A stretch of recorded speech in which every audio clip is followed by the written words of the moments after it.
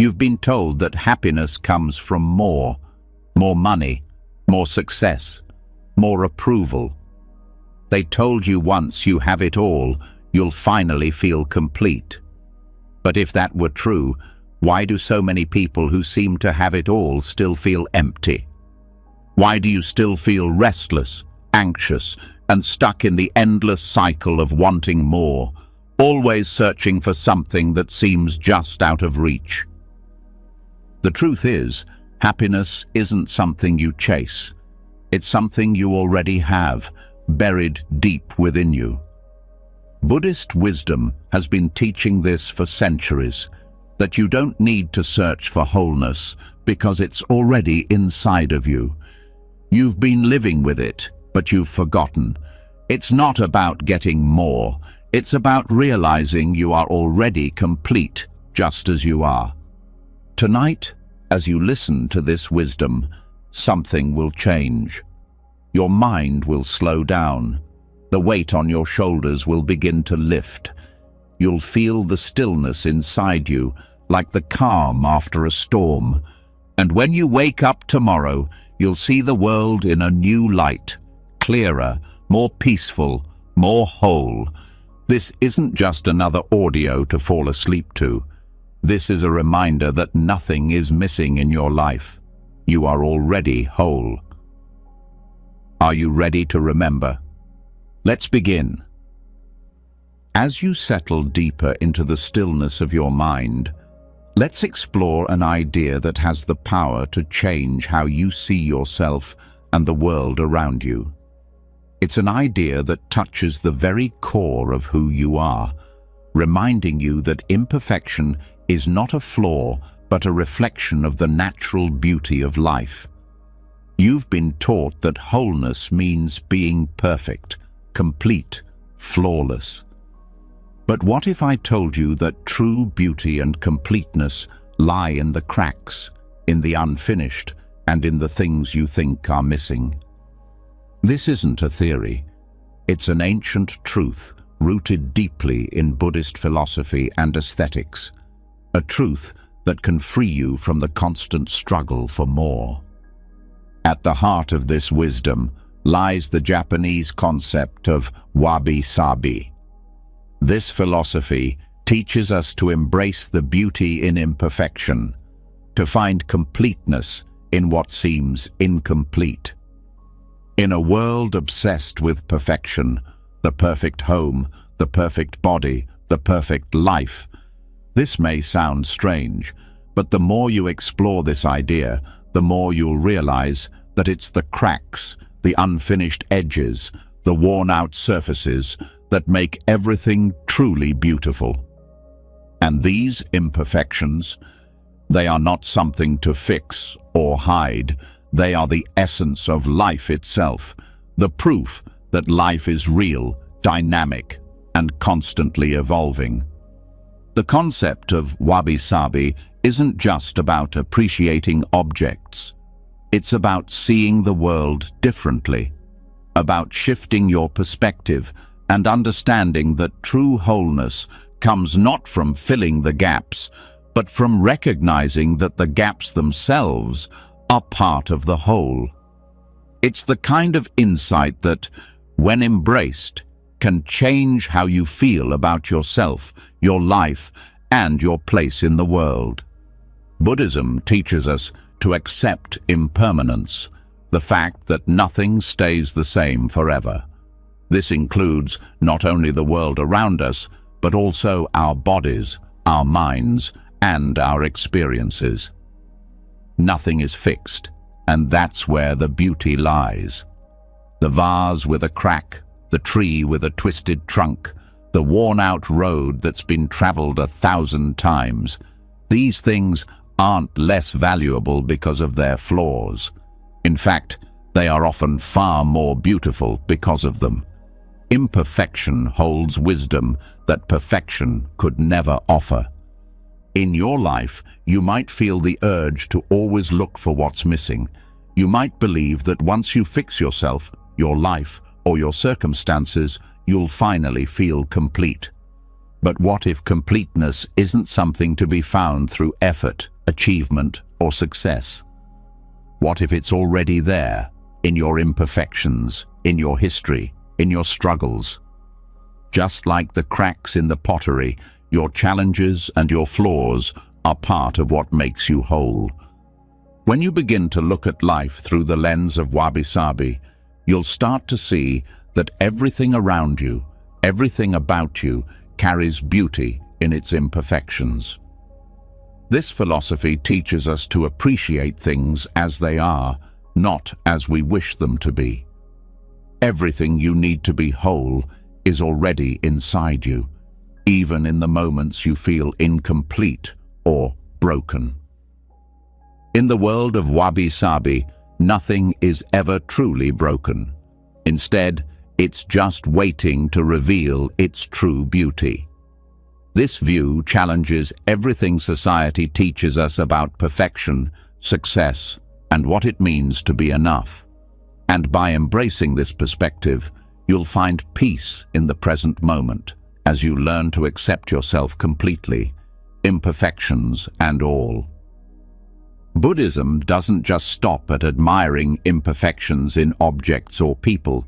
It teaches us that our very nature is imperfect, and that's what makes us perfect.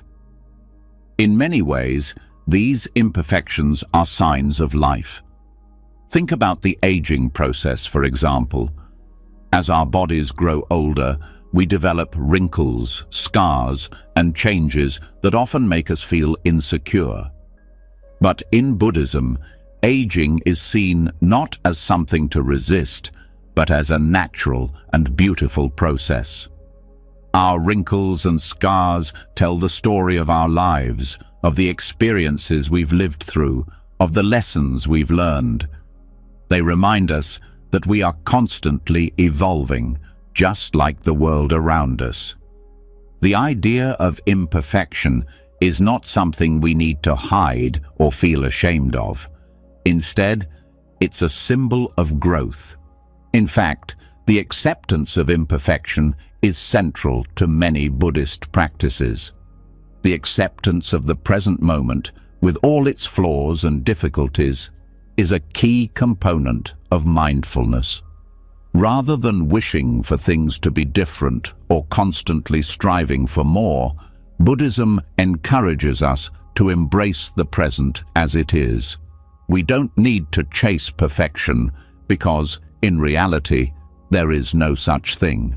There is only the present, only this moment, only this life in its natural state, a beautiful, ever-changing process of becoming.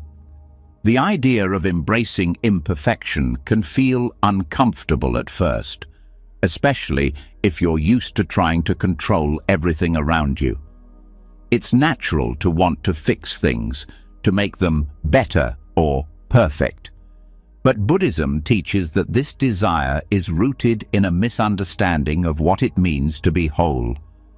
In truth, wholeness is not the absence of flaws, but the ability to see beauty within them.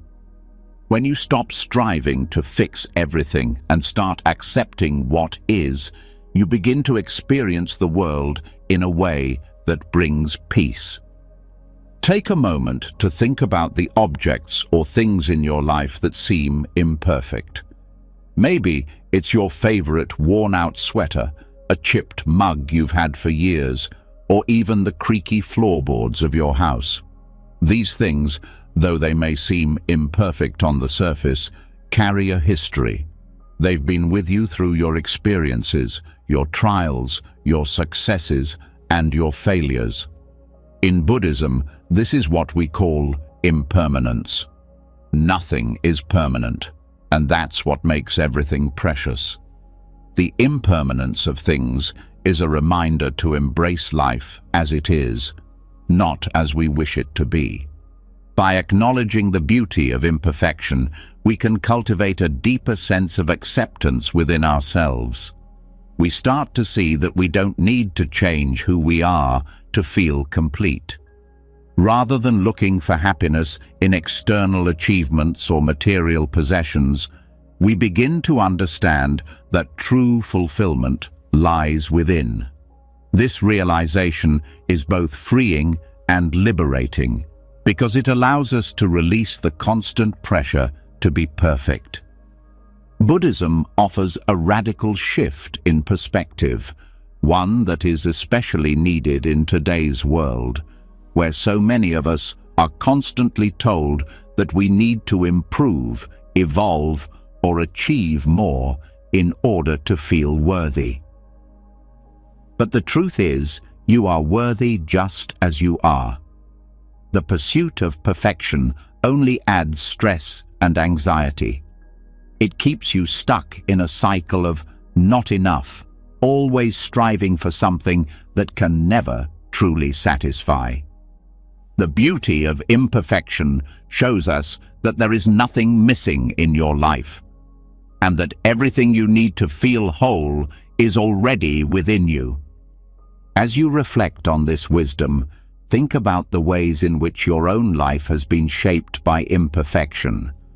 Consider the moments where you felt like you were broken or incomplete, and how, looking back, those very moments were where you learned the most, where you grew the most, and where you discovered the beauty of your true self. You were never missing anything.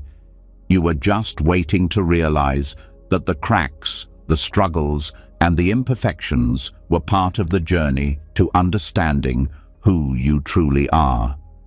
In Buddhism, this journey of self-discovery is not about striving for perfection, but about realizing that you've always been complete.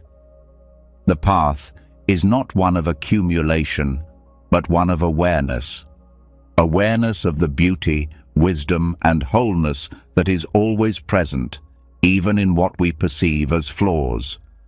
The more we embrace imperfection, the more we find peace in the present moment. And as you continue on your path, remember that nothing is missing. You are whole, just as you are. In this moment, and in all moments, allow yourself to let go of the need to fix, improve, or change. Instead, embrace the beautiful imperfection of life. See the world as it truly is, full of cracks, brokenness, and yet complete. When you let go of the belief that something is missing, you unlock the ability to see the beauty in everything, just as it is. So, next time you feel like something is missing in your life, remember this: nothing is ever truly missing. You are whole. And this understanding, this acceptance, is the key to peace. Having just explored the beauty found in imperfection, it's clear that much of our sense of lack arises from a misguided perception of what truly completes us. We spend so much time thinking about what is missing from our lives, whether it's external achievements, possessions, or experiences, that we fail to see what is already in front of us. As we delve deeper into Buddhist wisdom, the truth becomes even more apparent. Everything we need is already here. It's not something to chase, grasp, or attain. It's simply a matter of returning our awareness to the present moment, where abundance already exists in its most authentic form. In Buddhism, there is a profound teaching called Pakupana, which can be roughly translated as the ever-sufficient present. It's a reminder that the present moment, as it is always enough. Lack dissolves when we stop searching for fulfillment outside of ourselves and simply return to the now. Our minds are often overwhelmed with thoughts of the future, the past, or what might be missing in our lives. But the truth is that in this very moment, we are surrounded by everything we need. When we get caught in the constant striving for more, we overlook the simple yet profound abundance that is already present. Our need for more often clouds our ability to experience the richness of the present moment. We believe that happiness and fulfillment are always just out of reach, leading us to constantly chase something that we think will make us complete. But the teaching of Pakupana shows us that the moment we stop searching for something more, we can fully appreciate what we already have. This constant chase for fulfillment creates an illusion of emptiness, as if there is always something missing, something we need to reach or achieve in order to be happy. But as we explore the concept of Pakupana, we come to understand that true contentment doesn't come from seeking external sources of happiness. It's about realizing that all the happiness, peace, and satisfaction we seek are available in this moment, in the space between our thoughts, in the simple experience of being present. When we begin to truly observe the present moment, we start to see that every little detail is a form of abundance. The sound of your breath, the feeling of your body against the chair, the hum of life around you, these are all expressions of the richness of the present. And in this moment, nothing is lacking. There is no need to wish for more or look for what's missing. Everything is here, sufficient and complete. It's only when we start searching for something beyond the now that we lose sight of what is truly abundant. The problem lies in the way our minds are conditioned. We are taught from a young age that we must attain something to feel satisfied, that happiness is something that can be achieved through goals, possessions, or status. This conditioning makes it difficult to appreciate the present moment because we are always focused on the future or what lies ahead. We are so preoccupied with what's next that we miss the beauty and abundance of what we already have. We think that once we reach a certain point in life, achieve a goal, or get what we desire, then we will be happy. But the truth is that happiness is available to us now, in this moment. The only thing standing in the way is our constant desire for something more. Pakupana teaches us that there is no need for accumulation or achievement to feel complete. This moment, in all its simplicity, holds the key to everything we need. It's in the small things, the warmth of sunlight, the comfort of a quiet space, the sensation of your feet on the ground, that true abundance is found. These simple moments are enough in themselves. There is nothing more to find, because it has always been here, waiting for us to notice. In Buddhist teachings, the present is not just an in-between space that leads us from one moment to the next.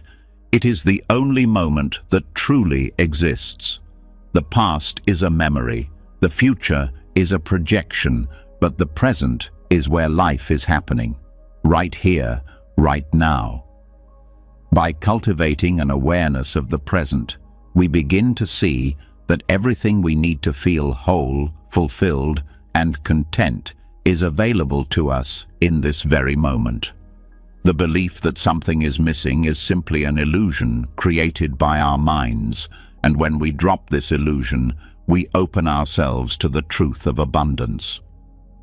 This doesn't mean that we stop planning for the future or reflecting on the past. It means that we stop living in those times. We stop living as though happiness and fulfillment lie somewhere out there, beyond our reach.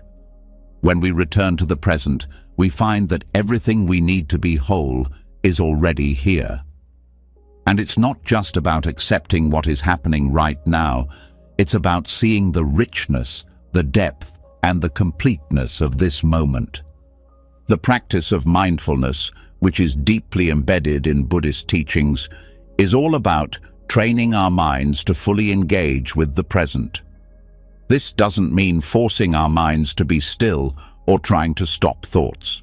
It's about learning to observe without attachment. We become aware of the moment without the need to fix, change, or improve anything. This awareness of the present moment is what reveals abundance. When we stop chasing the future, we start to see the beauty of what is already here.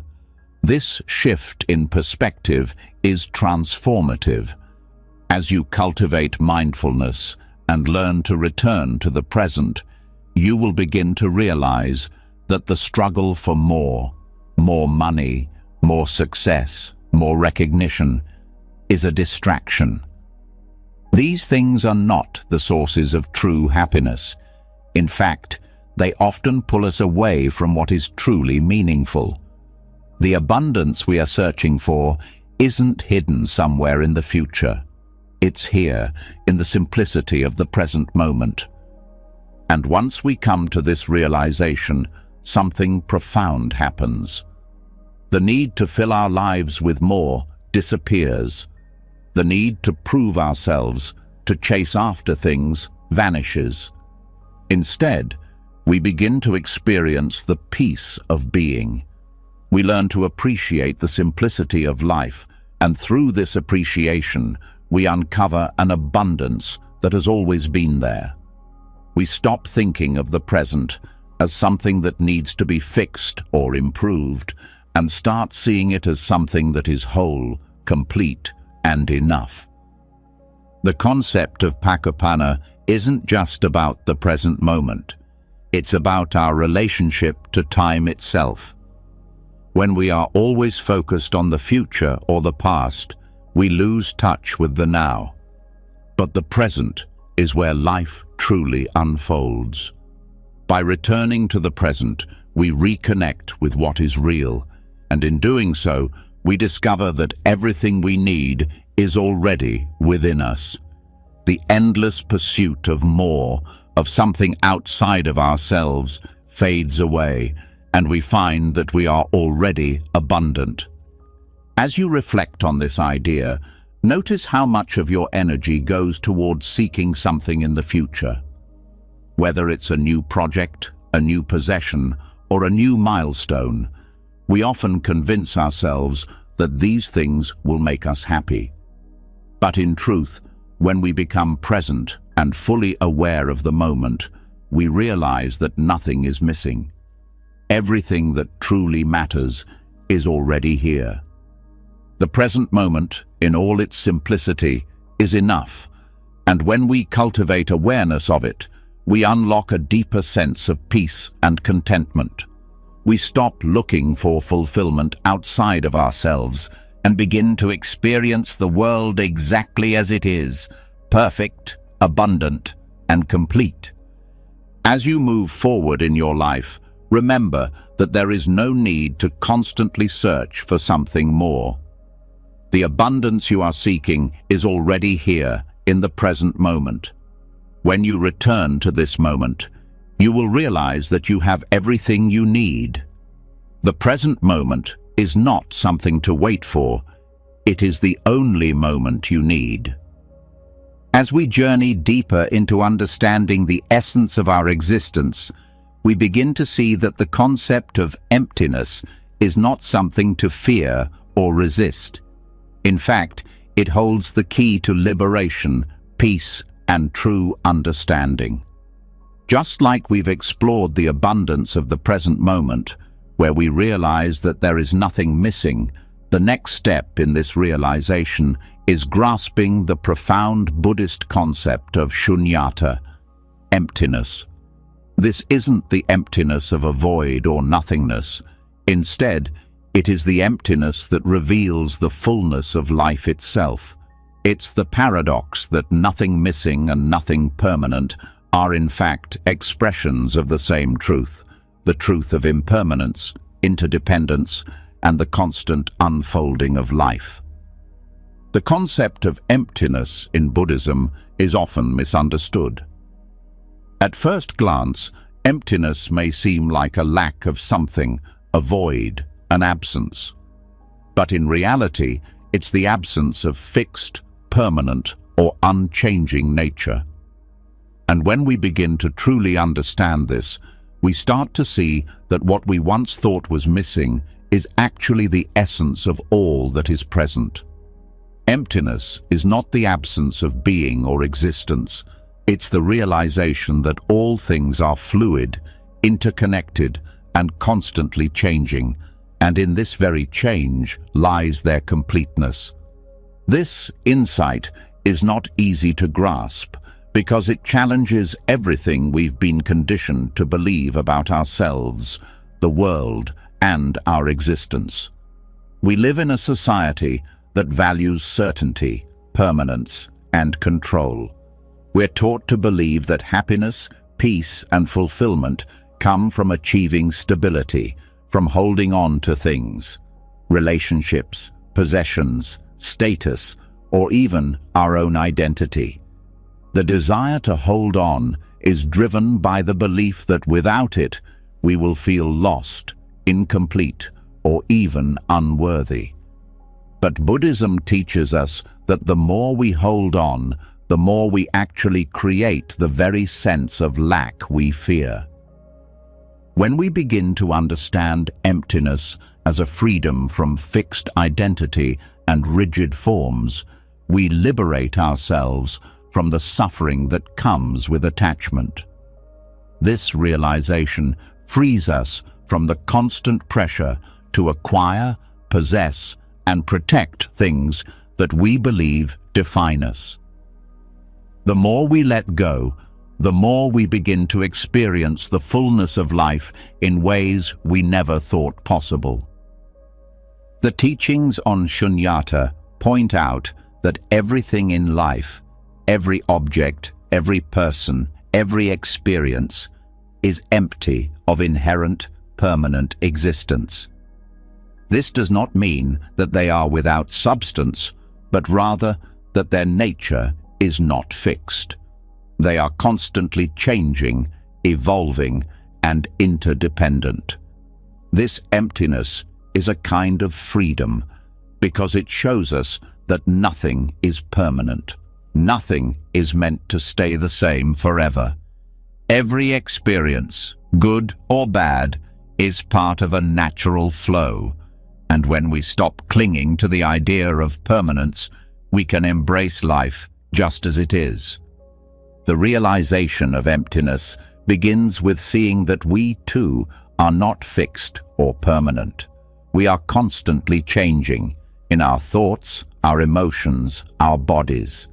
The self that we cling to, that we try to define and protect, is also empty of permanent existence. It's like the waves in the ocean. They rise and fall, but there is no wave that exists permanently. The wave is a temporary manifestation of the water. And when we recognize this, we stop identifying ourselves with a fixed identity. We stop attaching to the illusion of permanence, and instead we begin to embrace the fluid, ever-changing nature of who we are. This understanding can be deeply liberating because it shifts our perception of the world.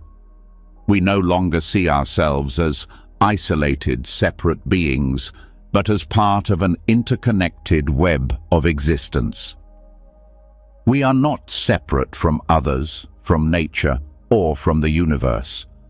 Our existence, like everything else, is shaped by forces beyond our control. And in realizing this, we come to see that nothing is missing. Emptiness does not mean a lack of substance. It means that there is no inherent, unchanging essence in anything. Everything is fluid, interconnected, and, most importantly, whole. The beauty of emptiness is that it reveals the interdependence of all things. Nothing exists in isolation. Every thought, every feeling, every action has a ripple effect, touching everything else in the web of existence. This realization can bring about a profound shift in how we view the world. We stop seeing ourselves as isolated beings trying to find happiness or completeness through external means. Instead, we see that happiness and peace arise from understanding the nature of our interconnection with everything. Emptiness reveals the fullness of life because it shows us that everything is part of a vast, ever-changing, and interconnected whole. This isn't a concept that can be understood with the mind alone. It's something that must be felt, experienced, and realized through direct awareness. As you begin to reflect on emptiness, notice how the tension and anxiety that comes from holding on to fixed ideas and identities start to dissolve. The more we embrace the truth of impermanence, the more we allow ourselves to experience the fullness of life as it is. We stop resisting the flow of life, and instead, we flow with it. One of the most profound aspects of the realization of emptiness is that it frees us from attachment and craving. In Buddhism, it is taught that attachment to things, whether it be people, possessions, or ideas, is the root of suffering. We attach ourselves to the idea that we need certain things to feel complete, but when those things inevitably change or leave us, we feel empty, lost, or devastated. When we understand the impermanence of all things, we are less likely to attach ourselves to them, and as a result, we experience less suffering. This realization doesn't mean we become indifferent or detached from the world around us. Instead, it means that we approach life with greater freedom and clarity. We understand that everything is constantly changing, and because of this, we can engage with life more fully. We no longer feel the need to protect ourselves from change, because we understand that change is the nature of life. There is no need to cling to things because they are not permanent, and this is the key to finding peace. By realizing emptiness, we also come to understand the freedom that comes with it. Emptiness is the absence of attachment, and in the absence of attachment, we find that we are no longer prisoners to our desires or fears. We begin to experience the world as it truly is, without the filters of our expectations, judgments, or attachments. This is the freedom that allows us to engage with life fully, without the burden of wanting or needing things to be different from what they are. In the end, the paradox of emptiness as fullness reveals one of the deepest truths of existence, that nothing is missing. Our desire for permanence, for control, for certainty, is what creates the illusion of lack. When we let go of these desires and begin to see the world through the lens of impermanence and interdependence, we realize that we have never been lacking anything. Everything we need is already here, in the flow of life, in the changing patterns of our existence. By recognizing emptiness as the essence of life's fullness, we open ourselves to a deeper understanding of our place in the world. We stop chasing after what we think we need, and instead, we experience the peace and freedom of realizing that nothing is ever truly missing. Emptiness is not something to be afraid of. It is a doorway to understanding the true nature of existence and to finding the peace and wholeness we have been seeking all along. As we continue our exploration of Buddhist wisdom, we now turn our attention to something that has been a driving force in our lives, often without us even realizing it: desire. This longing for something more, something we believe we need in order to feel complete, is a powerful force that shapes so much of our thoughts, actions, and experiences. The myth of the next thing has conditioned us to believe that once we get something, achieve something, or acquire something, we'll finally feel whole. But, as we've already seen, true fulfillment does not lie in what is outside of us. It lies in understanding the mind and recognizing the very force that keeps us feeling incomplete. Tanha, or craving. In Buddhism, craving is not just a passing wish for something we might want. It's a deep-rooted desire that convinces us that we are not enough as we are, and that something outside of ourselves will complete us. It tells us that we need a new relationship, a better job, a bigger house, or a certain status in order to feel fulfilled. Yet the more we chase after these things, the more we realize that they never provide the lasting happiness or peace we expect.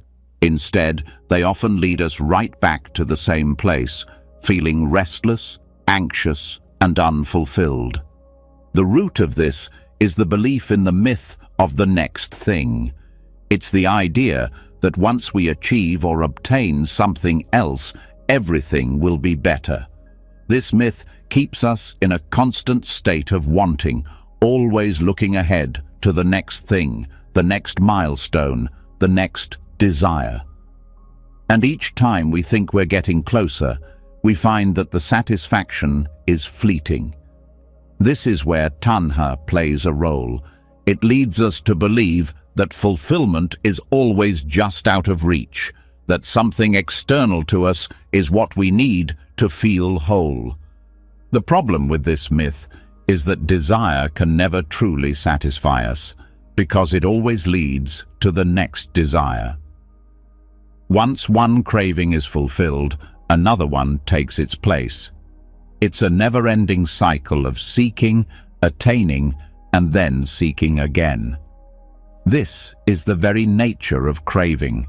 It promises happiness, but it only leads to dissatisfaction.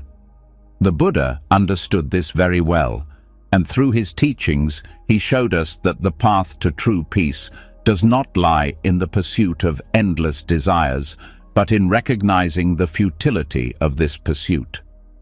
By understanding tanha, we are given the key to breaking free from this cycle of craving. Buddhist mindfulness practices help us dissolve the myth of the next thing by allowing us to step outside of this constant craving.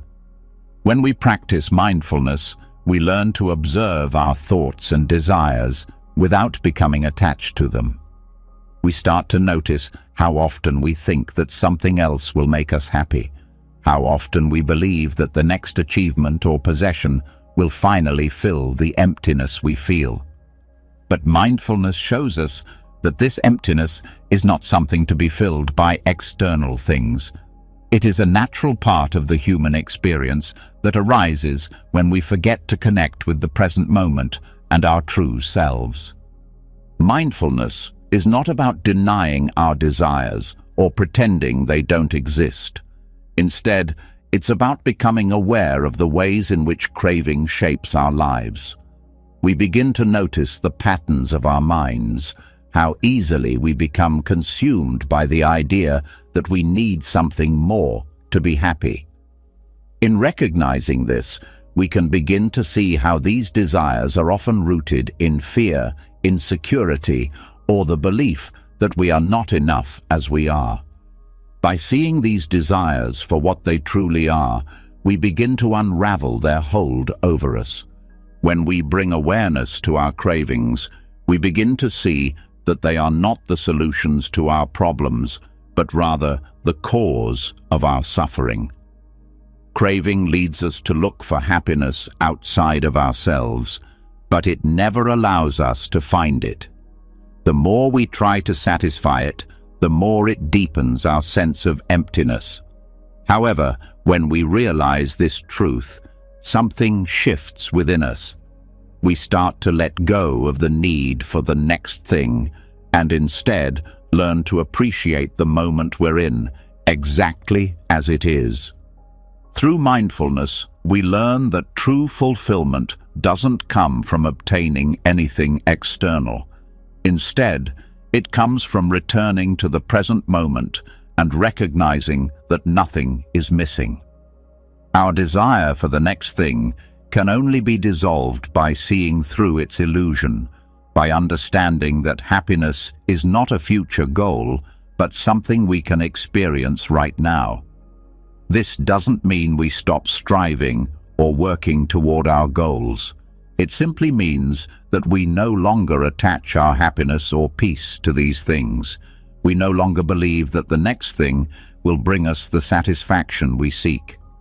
One of the most powerful aspects of Buddhist teachings is that they show us that satisfaction comes from within. By becoming aware of our cravings and attachments, we can begin to let go of the constant search for something more. True contentment arises when we stop looking for fulfillment outside of ourselves and instead learn to find it in the present moment, in the quiet spaces between our desires, and in the acceptance of things as they are.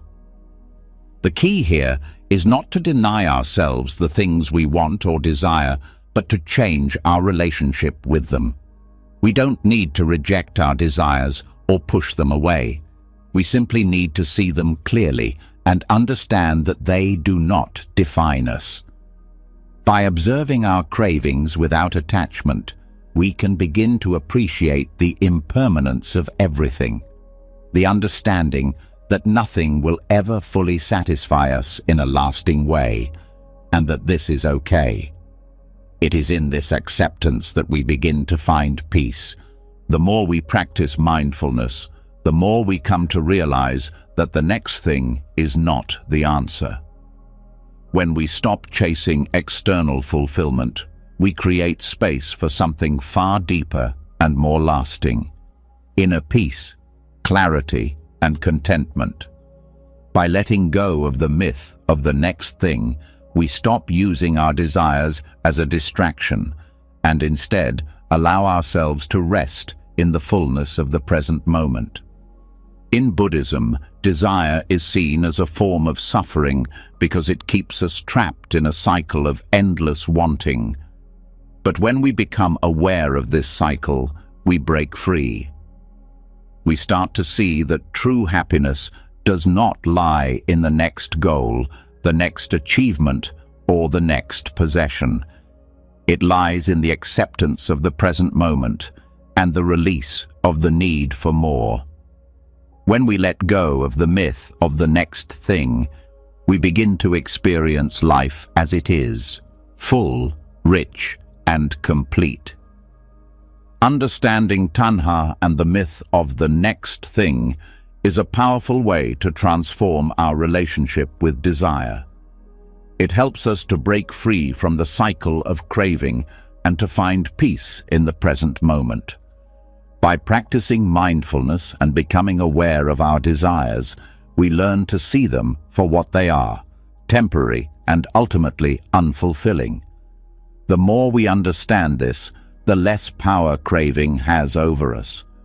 We stop believing that we need something outside of ourselves to complete us, and instead, we begin to realize that we are already whole. Nothing is missing. This is the truth that sets us free from the endless pursuit of the next thing and allows us to experience the fullness of life right here, right now. As we move forward, it's important to understand that all the teachings we've explored so far, from the abundance of the present moment to the realization that nothing is truly missing, are all part of a larger truth about who we are. The myth of lack, the craving for more, and even the illusion of imperfection all stem from one root cause: the fragmented perception of ourselves. We are taught from a young age to view ourselves as incomplete, as if there's something inherently wrong or broken. But deep within, our true nature has never been broken. It's only the way we perceive it that's fragmented. The mirror mind metaphor, central to the Vajrayana tradition of Buddhism, sheds light on this deep-seated misunderstanding. It teaches that the mind itself, like a mirror, is perfectly whole. What appears to be broken, distorted, or incomplete is simply a reflection of the perceptions we have about ourselves and the world around us. The mirror, in its essence, is flawless. It doesn't change, but simply reflects whatever is placed before it. Similarly, our awareness is unbroken and undisturbed, though the way we see and understand ourselves may be clouded by misperceptions. In the Vajrayana teachings, the mind is described as a mirror that reflects everything, all thoughts, feelings, experiences, and perceptions. Just as a mirror does not change based on what it reflects, our true nature is always the same, clear, whole, and unaltered. The only thing that shifts is what we place in front of the mirror. If the reflection appears distorted or unclear, it's not because the mirror itself has changed, but because the image being reflected is flawed. This is exactly how our minds work. We are not broken. We simply have distorted perceptions that shape how we see the world and ourselves. The mirror mind teaches us that the confusion and dissatisfaction we experience are not inherent to our true nature. Instead, they come from the way we engage with the world, from the beliefs, judgments, and attachments that cloud our perception. These misperceptions create a false sense of self, one that believes it is incomplete, broken, or lacking. But the truth is that the awareness itself, the mind that observes everything, is always whole and perfect. When we realize this, something incredible happens. We stop identifying with the distorted reflections of ourselves and start seeing through the confusion. This understanding frees us from the constant cycle of striving to fix ourselves or attain something outside of us to feel whole. We realize that we have always been whole. We simply need to clear away the mental fog to see it. The mirror, which has always been clear, is not the problem. The problem lies in the images we project onto it. When we recognize this, we no longer need to chase after the illusion of completeness through external achievements or possessions. We can finally rest in the truth that nothing is missing. We are whole, just as we are. This concept brings a deep sense of peace because it challenges the core belief that we must become something in order to feel complete. It isn't about becoming perfect. It's about recognizing the perfection that already exists. It's not about fixing what is broken, but seeing that there was never anything broken to begin with. The mirror mind invites us to look beyond the layers of thought, judgment, and attachment that cloud our understanding of ourselves. It shows us that the clear, undisturbed awareness we seek has always been present within us, waiting for us to remember it. What we often don't realize is that the false perceptions we have about ourselves are rooted in the belief that we are somehow separate from the world. We see ourselves as isolated, incomplete beings, always seeking something outside of us to complete us. But just as the mirror cannot exist without the world before it, we too are intrinsically connected to everything around us. The mind reflects the world, and the world reflects the mind. When we understand that our awareness is interdependent with everything, we can start to see the wholeness of our existence, not as a fixed entity, but as a dynamic, interconnected process. In essence, the mirror mind teaches us that our experience of life is shaped by how we engage with it. If we project a sense of lack or incompleteness, that's what we see reflected back to us. But when we stop identifying with these projections and begin to understand that we are not our thoughts or emotions, we start to see the clarity that lies beneath the surface. The mirror, in this sense, is always clean, always ready to reflect what is in front of it. Similarly, our awareness is always clear, but we must be willing to observe it without the distractions of false beliefs and attachments. One of the most powerful realizations that comes from understanding the mirror mind is the ability to shift our relationship with suffering. So often, we view our suffering as something that defines us, as something that proves we are broken or incomplete. But when we understand that our awareness is not the source of our suffering, but rather how we perceive it, we begin to take the first step toward liberation. Suffering is a part of life, but it does not define us. It is simply a reflection of our mental state, a distortion that occurs when we cling to certain beliefs or attachments. When we let go of these attachments, suffering loses its power over us. The mirror doesn't suffer, it simply reflects. And when we shift our understanding of our mind in the same way, we realize that we too are not broken by suffering, but merely reflecting it. This insight shifts the way we approach our thoughts and emotions. We begin to see that they are not permanent fixtures of our identity. They are temporary reflections that pass through the mind, much like clouds passing through the sky. We don't have to hold on to them, nor do we need to identify with them.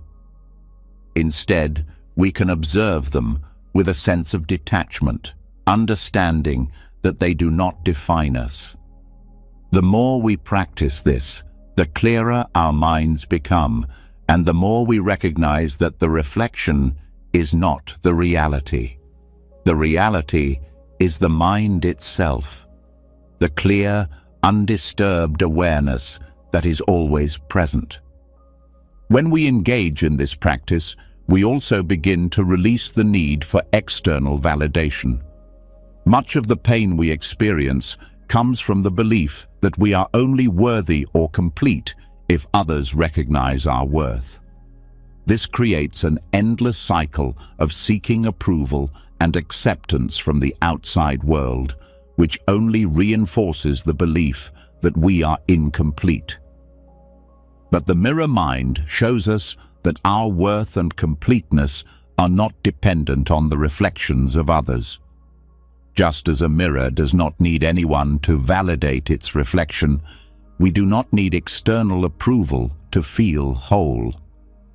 Our true worth is inherent in our nature, and the more we recognize this, the less we feel the need to seek validation from others. This is where true freedom lies, in the understanding that we are not our thoughts and we are not the reflections of others. We are simply the awareness through which everything is experienced. When we let go of the need for validation, we begin to experience the wholeness that has always been there. We stop seeing ourselves as fragmented, separate beings, and instead recognize that we are a part of a larger, interconnected whole. The mirror mind teaches us to stop identifying with the fragmented perceptions that create a false sense of self. The reflections that appear before the mind are not the mind itself. The thoughts, emotions, and experiences that arise are not permanent, and they are not who we are. When we stop clinging to these fleeting reflections, we begin to experience the clarity and wholeness of the mind itself. We realize that the mirror is not broken, and neither are we. This shift in perspective is profound because it frees us from the need to constantly chase after something that will make us feel whole. We no longer need to search for fulfillment outside of ourselves. Instead, we can simply rest in the awareness of our true nature, the mind that has always been clear, whole, and undisturbed. When we recognize this, we find peace, we find freedom, and most importantly, we find that we were never broken to begin with. Having just explored the concept of the mirror mind, it becomes clear that our perception of ourselves and the world is clouded not by the mind itself, but by the constant flow of thoughts that we identify with. These thoughts come and go, often creating a sense of fragmentation and leading us to believe that we are incomplete or lacking. However, what if the true essence of who we are exists in the moments between those thoughts, in the stillness that is often overshadowed by the noise of the mind? This is where the practice of meditation and the discovery of the space between thoughts reveal a profound truth. We have never been broken, and everything we are searching for is already within us. In our daily lives, we are constantly caught up in the rush of thoughts, worries, plans, judgments and distractions that keep us moving from one moment to the next without ever really pausing. It feels like we are perpetually caught in a whirlwind of internal chatter, never able to fully rest or feel at ease. But beneath this constant stream of thoughts, there is a subtle space, a gap that exists in every moment. It's in these moments of silence that we can experience a direct connection with our true nature, an experience of inner completeness that we often overlook because we're too focused on the noise. Meditation is the practice of turning our attention to these spaces, of learning to observe our thoughts without getting attached to them or swept away by them. When we sit in stillness, we begin to notice that between each thought there is a brief pause. This pause is where true peace resides. It's not something we need to create or attain. It's already there, waiting for us to recognize it. The more we practice meditation, the more we start to see that these gaps are not merely empty or meaningless moments. Rather, they are rich with the possibility of presence. In the beginning, the silence between thoughts may seem elusive, difficult to grasp. It might feel like a fleeting moment that slips away too quickly. But over time, through consistent meditation practice, we begin to realize that this silence is always present, underlying every thought, every emotion, and every sensation. It's in the spaces between the words we speak, the gaps between the breaths we take, and the stillness that comes when we simply let go of the need to control or define our experience. As we learn to rest in this silence, we start to uncover a deep sense of inner completeness. This is not the type of completeness that comes from external achievements or possessions, but the kind that is inherent in simply being. We begin to see that we don't need to fill the silence with thoughts, words, or actions in order to feel whole. In fact, it is in this very silence that we find that everything we've been searching for is already within us. When we step back and allow ourselves to simply be present with the silence, we discover something incredibly profound. We are not our thoughts. We are not the constant stream of judgments, desires, and worries that pass through our minds. Our true nature is the awareness that watches these thoughts come and go. This awareness is steady, unchanging, and whole. It is the very essence of who we are, but it often gets buried beneath the noise of the mind. Meditation allows us to uncover this awareness and reconnect with the stillness that has always been present within us. The practice of meditation, then, is not about escaping from our thoughts or emotions, but about learning to observe them without becoming attached to them. Thoughts will continue to arise, but instead of identifying with them or letting them define us, we learn to simply observe them as they come and go. In doing so, we create space to experience the fullness of the present moment, space to connect with the underlying completeness of who we are. It is in this space that we can feel a deep sense of peace, a peace that is not dependent on anything outside of us. The world around us may be filled with chaos, but when we tap into this silence within, we find that we are no longer disturbed by the noise. We realize that the true source of our peace is not external circumstances or achievements, but the stillness within, the gap between thoughts where our true essence resides. What we discover in these moments of silence is that our mind, in its essence, is already whole. It does not need to be fixed, changed, or perfected. It only needs to be recognized. And the more we practice meditation, the more we begin to realize that the space between thoughts is where this recognition happens. It is where we remember that we are not defined by the fleeting thoughts or feelings that come and go. Instead, we are the awareness that witnesses them. In time, this practice of connecting with the silence between thoughts can transform the way we relate to our thoughts, our emotions, and our lives. We stop identifying with the fleeting fluctuations of the mind, and instead, we begin to rest in the awareness of our true self, the unchanging, unbroken essence of who we are. This awareness has always been present. It is not something we need to attain. It is who we have always been, beneath the layers of thoughts and distractions. The space between thoughts also teaches us an important lesson about the nature of time. We often feel as though we are constantly chasing after the future or dwelling on the past, always trying to accomplish more or fix what has already been done.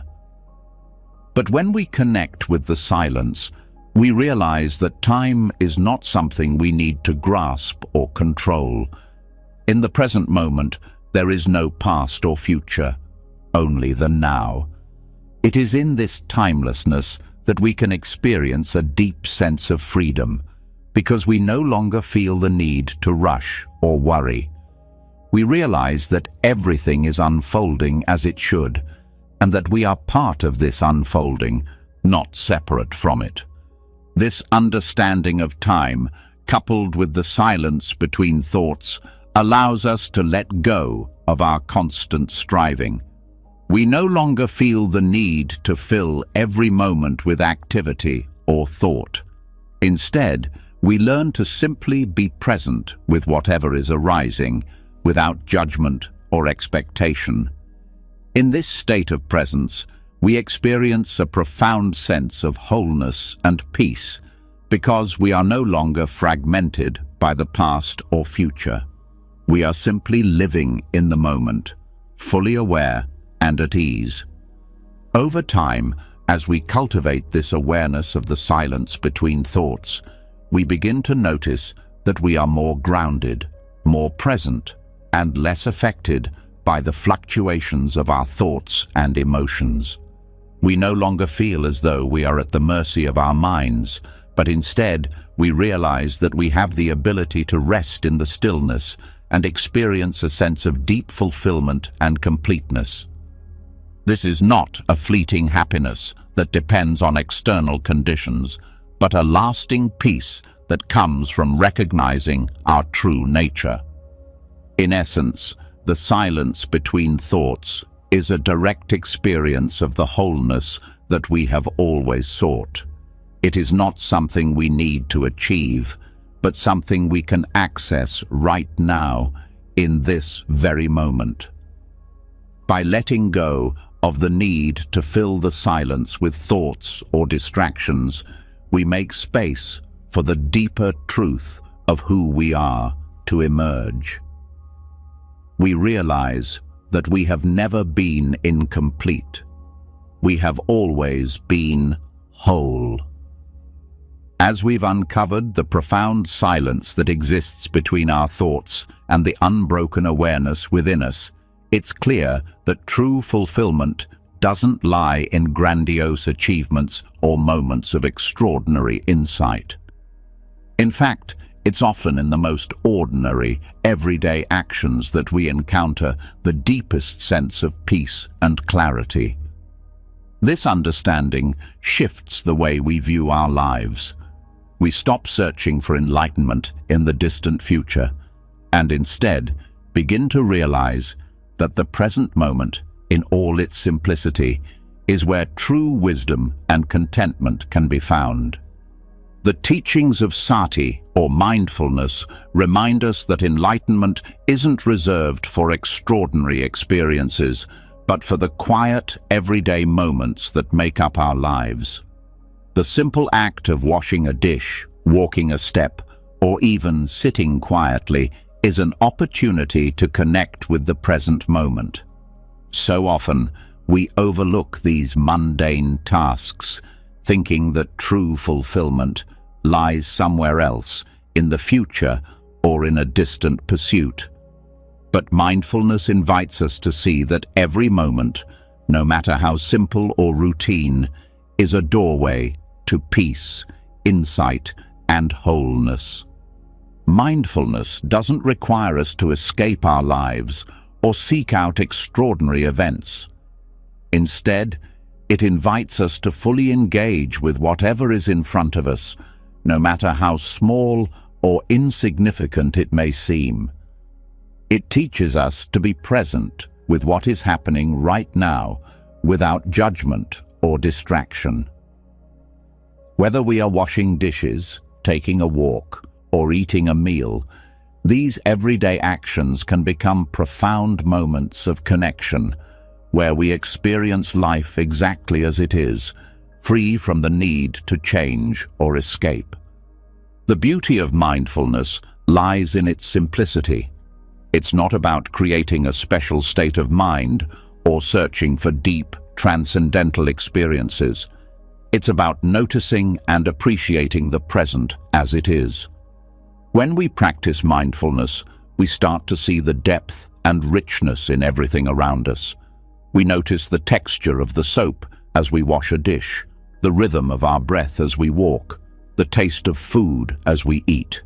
These simple moments, when fully experienced, become moments of connection, not just with the world, but with ourselves. When we slow down and bring our awareness to the present moment, we can let go of the need to rush through life or constantly seek the next thing. There's no need to go anywhere or do anything extraordinary to find peace. In fact, it's often the opposite.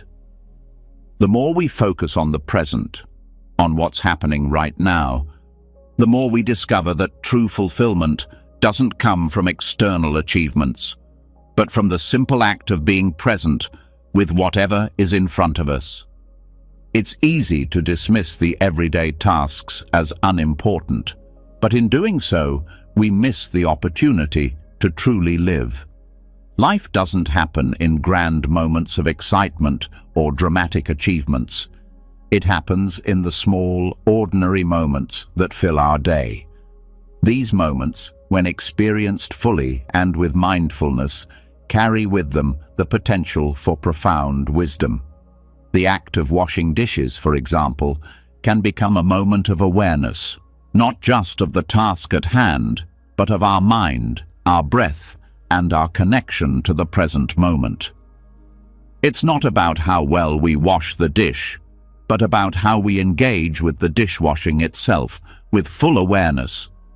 When we begin to practice mindfulness in the simple tasks of life, we start to experience a sense of peace that isn't dependent on anything external. It's not about waiting for the perfect moment or the right circumstances.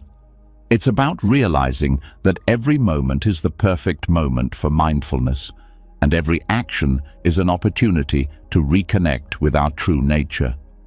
Mindfulness helps us to let go of the constant search for meaning or purpose in the big events of life. We stop seeking happiness, peace, or enlightenment in external things, and instead recognize that all of it is available to us in the present moment. The simple act of walking can become a meditation. The act of washing a dish can become a way to center ourselves. These ordinary moments are not distractions or obstacles to our spiritual practice. They are the practice itself. They invite us to be fully present, to see the world as it is, and to experience life without judgment or expectation. This shift in perspective can change the way we approach everything in our lives. We stop rushing through tasks, trying to get to the next thing. Instead, we start to appreciate the richness of the moment, even in the most mundane of actions.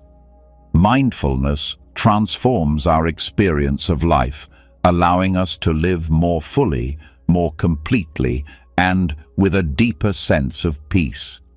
We no longer feel the need to chase after enlightenment or happiness, because we realize that they are already here, in the simple, everyday moments of life. The key to mindfulness is awareness, being fully present with whatever is happening without distraction or judgment. This isn't something we have to strive for. It's simply a matter of paying attention to the world around us. When we walk, we walk. When we eat, we eat. When we wash dishes, we wash dishes. These actions, when done with mindfulness, become opportunities to experience life more deeply, more fully, and more authentically. Through mindfulness, we learn that the essence of life is found not in seeking something more, but in being present with what we already have. The act of washing a dish, for example, is not just about cleaning. It's about engaging with the present moment, feeling the warmth of the water, noticing the texture of the dish, listening to the sound of the water running. In that moment, there is no need to think about the past or the future. There is only the present, and in that presence, we find everything we need. The simplicity of the moment becomes profound. The beauty of this practice is that it is available to us at all times. Mindfulness doesn't require special conditions or circumstances. It's not something we need to seek out or prepare for. It's something we can practice in every moment, in every action, in every breath, whether we're washing dishes, walking, eating, or simply sitting. Each moment is an opportunity to return to the present, to be fully aware, and to experience the richness of life as it is. In a world that constantly encourages us to move faster, achieve more, and seek more, mindfulness offers a different way of being. It teaches us to slow down, to pay attention to the present, and to realize that true fulfillment isn't something we need to chase after. It's already here, in the simplicity of life itself. We don't need to go anywhere or do anything extraordinary to find peace. All we need to do is be present in the ordinary moments that make up our lives. As we continue to practice mindfulness, we begin to notice a subtle but profound shift in the way we relate to the world. We stop viewing the ordinary as insignificant, and instead, we see that the ordinary is sacred. Every moment is an opportunity for connection, for presence, for peace. Whether we are washing a dish or taking a step, we begin to experience the fullness of life, not in the future, but in the present. And in this realization, we find that everything we've been searching for has always been right in front of us, waiting for us to notice. Having explored the peace that arises from the simple, everyday moments through mindfulness, we now confront a deeper challenge: the seemingly endless cycle of dissatisfaction that so many of us face. It often feels like we are stuck in a repetitive loop, continuously seeking something outside of ourselves to find meaning, satisfaction, and peace. But in Buddhist teachings, samsara, this cycle of birth, death, and rebirth, is not seen as a prison or punishment, but rather as a profound teacher. It invites us to recognize that wholeness has never been absent, that even within the endless cycle of dissatisfaction, there is a path to understanding, peace, and true freedom. We've been conditioned to view dissatisfaction, suffering, and the recurring challenges in our lives as signs of something being wrong, a sign that we are not where we need to be. But what if, instead of seeing samsara as a trap, we could view it as an opportunity to learn and grow?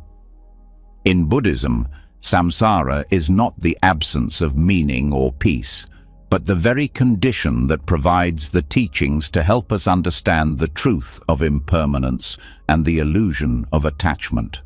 The cycles of craving, dissatisfaction, and struggle that we experience daily are not punishments. They are invitations to recognize the fullness of life that is always available, if we learn to embrace it. When we see samsara as a teacher, we begin to shift our perspective. We no longer view the difficulties in our lives as something to escape from or avoid, but as opportunities to learn about the nature of our minds, our attachments, and the very essence of who we are. These challenges and the repetitive nature of our desires and cravings are not traps. They are mirrors reflecting back to us the places where we still cling to impermanent things. The moment we stop resisting this cycle, we start to see that it is through the cycles of samsara that we can awaken to the truth of our wholeness. It's easy to feel trapped in the patterns of dissatisfaction, to think that no matter how much we strive, how many achievements we collect, the sense of emptiness never truly goes away. But this feeling is a misunderstanding of samsara. The more we cling to the belief that satisfaction lies somewhere outside of us, the deeper we fall into the cycle. Each time we reach for something and it doesn't give us lasting satisfaction, we think it's the fault of the external world. But samsara, as a teacher, reminds us that the source of suffering lies in our attachment, in the belief that something external can bring us true, lasting peace. The path of awakening in Buddhism is not about escaping samsara. It is about fully engaging with it, understanding it, and recognizing the inherent wisdom within it. When we realize that samsara is not a punishment but a teacher, we can begin to approach life with curiosity and openness. Every cycle of dissatisfaction becomes a chance to inquire, why do I feel this craving?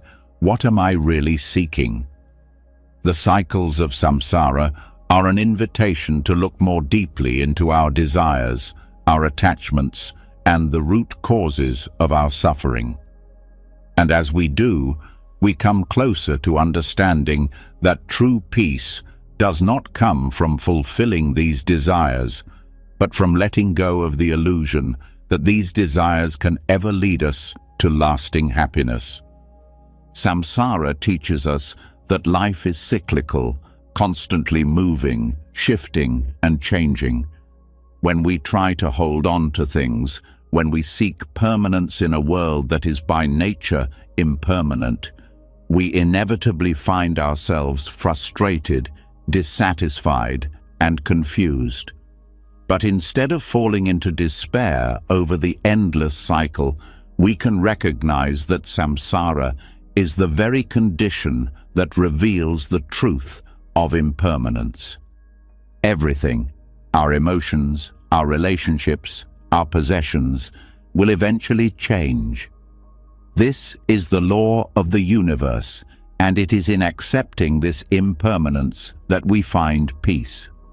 The realization that everything is temporary, including our cravings and desires, is the key to freedom. Samsara, in all its repetitiveness, is showing us this truth every day.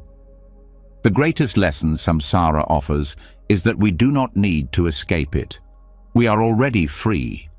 Free not by avoiding life cycles, but by recognizing that they do not define us. We are not our cravings. We are not our failures. We are not our desires. These are transient, ever-changing experiences. But beneath all of them lies the unchanging awareness of who we truly are. This awareness is not something we need to search for it has always been there, beyond the cycles of samsara. When we learn to step outside of the illusion of permanence, we begin to experience life from a place of wholeness, regardless of what happens around us. By understanding samsara as a teacher, we start to see the freedom in letting go of attachment. The constant cycles of craving and dissatisfaction are the result of attachment to things we believe will bring us lasting fulfillment. We cling to relationships, achievements, possessions, and identities, believing they define us and bring us peace. But samsara teaches us that nothing external can provide lasting fulfillment. In fact, it is our attachment to these things that creates the suffering we experience. When we let go of the belief that anything in the external world can provide us with lasting happiness, we free ourselves from the endless cycle of craving. The more we practice this understanding, the more we realize that samsara is not something that needs to be escaped from, but something that can be fully embraced. Each moment of dissatisfaction is an opportunity to practice mindfulness, to observe our attachments, and to remind ourselves that true peace comes from within. The cycles of samsara, whether they be feelings of longing, frustration, or fear, are part of the human condition. But they are not the enemy. They are the path.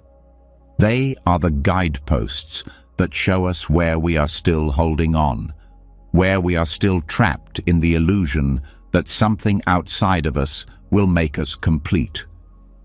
Rather than seeing samsara as a source of pain and suffering, we begin to see it as a teacher that shows us where we need to grow, where we need to let go, and where we need to change. It isn't a punishment for our mistakes. It is the natural rhythm of life, and in that rhythm we find opportunities for awakening. Samsara is the very environment in which we can wake up to the truth of who we are.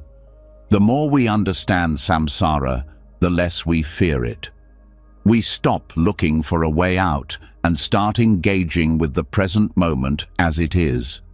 Each cycle, each repetition, becomes a chance to practice letting go of our attachment to things, to stop identifying with the temporary nature of life. And in doing so, we begin to realize that nothing is missing. We are already whole. The cycles of samsara, rather than trapping us, actually reveal to us the wholeness that has always been present beneath the surface of our desires and frustrations. So, instead of trying to escape samsara or find a way to end the cycle, we begin to see that the cycle itself is the path. It's not about trying to break free from suffering. It's about recognizing that suffering itself is the doorway to awakening. By embracing samsara as a teacher, we learn to step beyond our attachments and find peace not by avoiding life, but by fully living it with awareness. In the end, the wholeness we've been seeking is not somewhere outside of us. It is here, in the middle of the cycle, in the midst of samsara, where we have always been. Having journeyed through the understanding of samsara as a teacher rather than a prison, we now find ourselves at a crossroads where we encounter something deeply ingrained in our experience, the sense of I, that inner voice that tells us who we are, what we need, and what we must achieve in order to feel complete. This sense of self, often so deeply felt, is the root of much of our craving and dissatisfaction. We chase after things because we believe that they will define us or complete us, but this pursuit only reinforces the illusion that we are somehow lacking. In truth, the ego is constructed not from a place of wholeness, but from comparison and craving, and it is only by dissolving this illusion that we come to experience the quiet perfection of simply being. The ego, often seen as the center of our identity, is not a fixed, unchanging entity. It is shaped by our experiences, thoughts, and especially by comparison. We measure ourselves against others, against societal standards, against an idealized version of who we think we should be. This comparison leads to an endless cycle of craving, where we believe that achieving certain goals or acquiring certain things will finally bring us fulfillment. The ego whispers that we are not enough and that only by attaining or becoming something else will we be whole. But the truth is that the ego itself is a creation of these very desires and comparisons, a false self that keeps us trapped in the illusion of lack. This constant striving for more, for better, for different, builds a false sense of identity, one that is always changing and always dependent on external factors. The ego is not an authentic reflection of who we truly are. It is a reaction to external influences, a fragile construct that shifts with each new experience or comparison. We find ourselves constantly chasing after a version of ourselves that is better, more accomplished, more loved. But the more we chase, the more we lose touch with our true nature. We become identified with the ego and forget that beneath all the layers of comparison and craving, there is a quiet perfection of being that is already complete. The process of dissolving the ego begins with recognizing that this sense of self we so strongly identify with is not our true nature. The more we cling to the ego, the more we reinforce the illusion of lack. The ego tells us we are separate, that we must achieve or acquire something in order to be worthy. But when we begin to question this belief, we start to see that our true nature is not defined by what we have or who we think we are. It is not shaped by comparison or external circumstances. It simply is. And in that simple being, we find the wholeness that we've been searching for all along. In the practice of mindfulness, we begin to observe how our thoughts, actions, and even our emotions are often driven by the desire to fulfill the demands of the ego.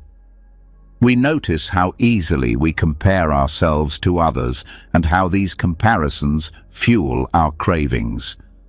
But as we become more aware of these patterns, we begin to see them for what they are, fleeting thoughts and perceptions, not solid truths. The more we recognize these patterns, the more we begin to realize that we are not our thoughts or our cravings. We are the awareness that observes them. And in that awareness, we uncover the truth that we are already complete, just as we are. The illusion of lack is the ego's greatest trick. It convinces us that we need more, more success, more recognition, more possessions, to feel worthy. But when we let go of the need to prove our worth, to compare ourselves to others, and to measure our value by external standards, we begin to experience a peace that comes from simply being. This peace is not the result of achieving something, but the result of recognizing that we are enough exactly as we are. The quiet perfection of being is already present within us, free from the ego's demands and comparisons. When we stop identifying with the ego, we stop identifying with the stories we've told ourselves about who we are and what we need. We begin to experience the world without the filter of judgment and comparison. We stop seeing ourselves as separate from others, and instead we recognize our deep interconnectedness with all beings. We see that we are not lacking anything. We have always been whole. This realization is not something that we have to work toward. It's simply a matter of letting go of the illusion of separation that the ego creates. As we begin to dissolve the ego's grip on our identity, we start to experience a sense of freedom that is beyond the reach of craving or comparison. We no longer need to prove ourselves or compete with others. We no longer need to chase after external validation. True freedom arises when we stop trying to be something we are not and simply rest in the peace of who we already are. This is the quiet perfection of being, the awareness that we are not our achievements, not our failures, but the unchanging, perfect awareness that observes them. In understanding the ego's illusion of lack, we begin to see the paradox that lies at the heart of spiritual awakening. The more we let go of the desire to become something or attain something, the more we realize that we have never been anything less than whole. The ego tells us that we need to change, that we need to do more, but in truth, the only thing that needs to change is our perception. When we stop identifying with the stories of scarcity and need, we begin to experience the abundant nature of our true self. The ego is not inherently bad, but it becomes problematic when we let it define us, when we let it dictate our sense of worth and our relationship to the world. The more we believe the ego's narrative of lack and separation, the more we reinforce the illusion that we are incomplete. But when we stop identifying with this narrative, we can begin to experience the world as it truly is, a place of wholeness and interconnectedness. This shift in perspective can be profound. When we stop identifying with the ego, we begin to feel a sense of oneness with everything around us. We stop comparing ourselves to others and start appreciating them for who they truly are.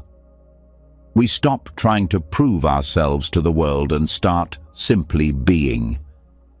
This shift from ego-based living to awareness-based living is not something we have to force or strive for. It is simply the natural result of recognizing that we are already whole. Through mindfulness and self-awareness, we start to peel away the layers of comparison, judgment, and craving that the ego has built around us. And in doing so, we reveal the quiet perfection that has always been within. The more we let go of the ego's need to define us, the more we begin to experience the peace, contentment, and fulfillment that are already part of our true nature. In the end, the ego's illusion of lack is just that, an illusion.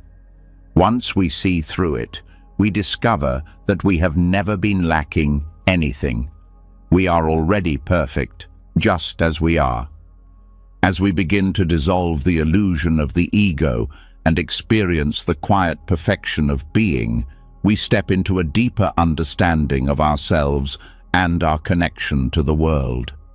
This understanding opens the door to one of the most profound and transformative aspects of the human experience: compassion. Compassion, often misunderstood as self-sacrifice or something that drains us, is actually a path to wholeness. It is not an act that depletes us, but one that unites us with others in the most powerful way. True compassion, karuna, arises when we realize that the suffering of others is not separate from our own. In this realization, we begin to see that when we extend compassion, we are also healing and completing ourselves. For so long, we have been conditioned to see compassion as a kind of charity, something we do for others at the cost of ourselves. We often hear the phrase, giving of oneself, which implies a depletion, a loss. But in the context of karuna, true compassion is not about giving away something we cannot afford to lose. It's not about putting others' needs above our own at the expense of our well-being. Compassion is the recognition that we are all interconnected, and in recognizing the pain of another, we come closer to the truth of who we are. The suffering of others is not something that exists outside of us.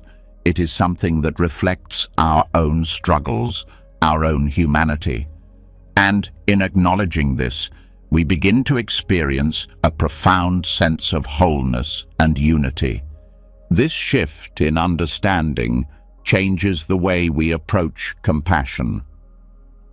Rather than seeing it as an obligation or a sacrifice, we begin to understand it as an act of unity.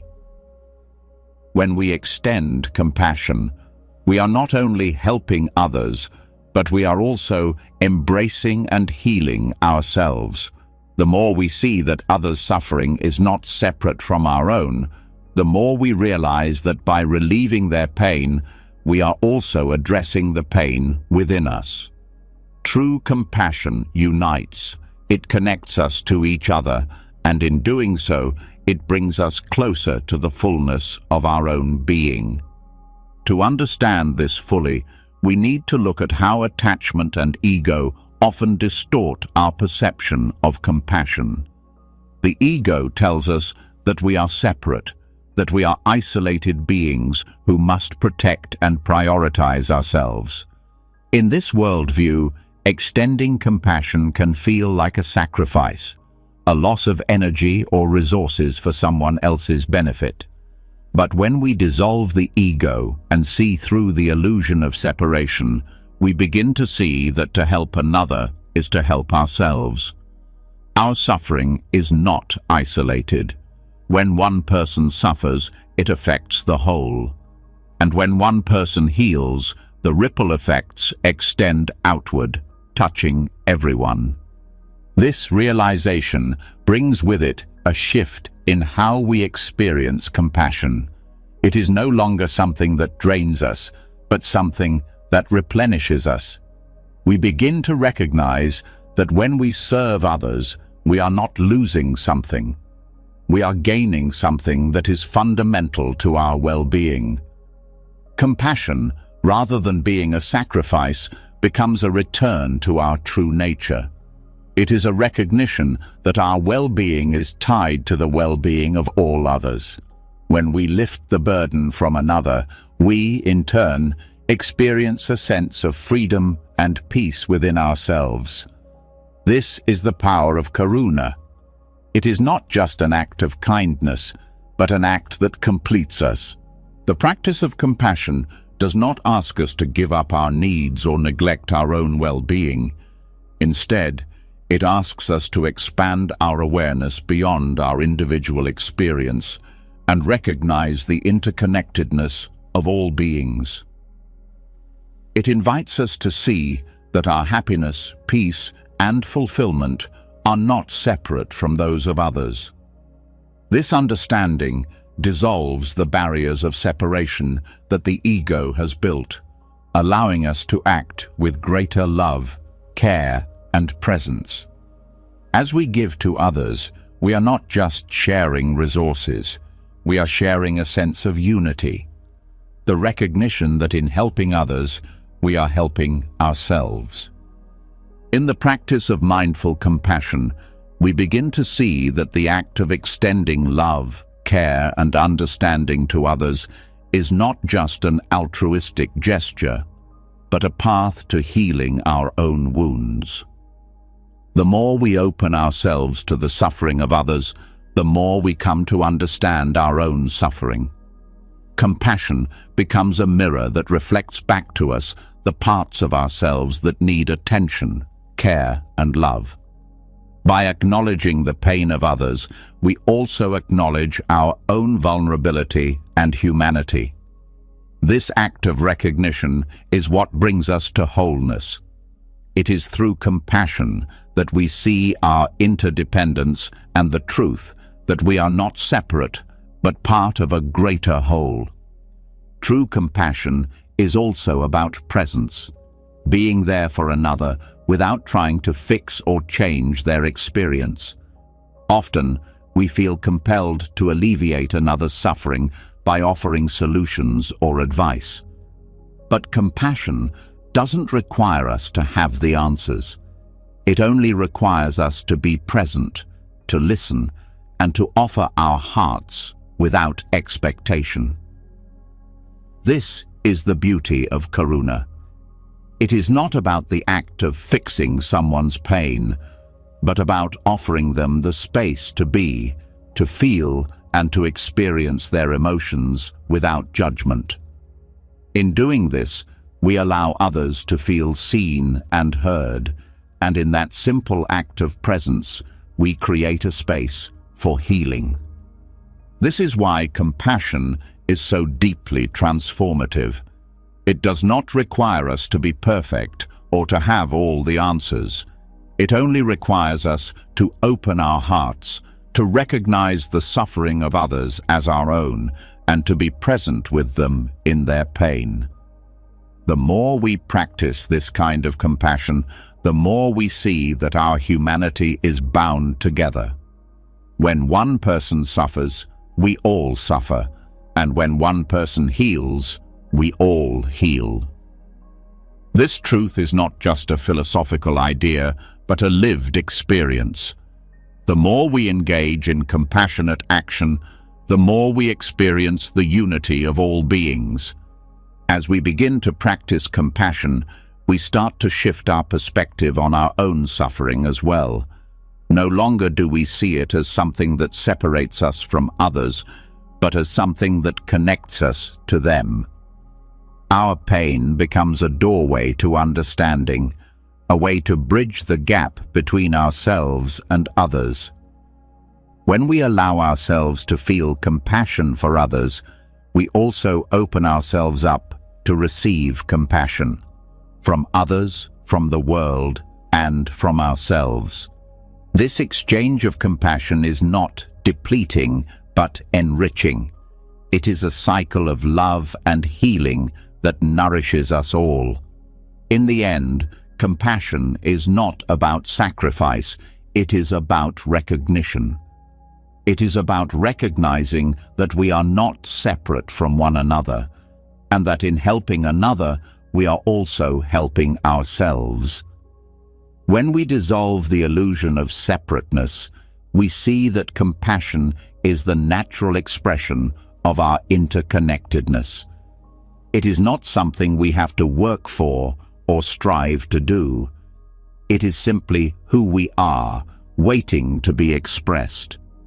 Through compassion, we return to the truth of our being, and in doing so, we experience the wholeness that we have always sought. Having explored the profound impact of compassion and the realization that we are all interconnected, we now turn our attention to a deeply important aspect of our inner experience: contentment. In a world that constantly tells us that we need more possessions, more success, more approval. It's easy to feel like we are always falling short, always reaching for something just beyond our grasp. This relentless desire for more, this endless wanting, is what the Buddha referred to as a source of suffering. But what if there was a way to transform this sense of never being enough into the realization that we are already enough? This is the essence of Santutti, the Dharma of enough. In our modern lives, the pursuit of more is often glorified. We are told that in order to be happy, we must acquire more, do more, achieve more. We're constantly comparing ourselves to others, measuring our success by the standards set by society, or even by our own internal expectations. But in this constant pursuit, we lose touch with the reality that we already have everything we need. This endless desire for more often leads to feelings of inadequacy, frustration, and dissatisfaction. We are never quite satisfied, no matter how much we acquire, because the desire for more is insatiable. But when we practice contentment, we shift our entire relationship with the world. The practice of Santutti teaches us to see the richness in what we already have.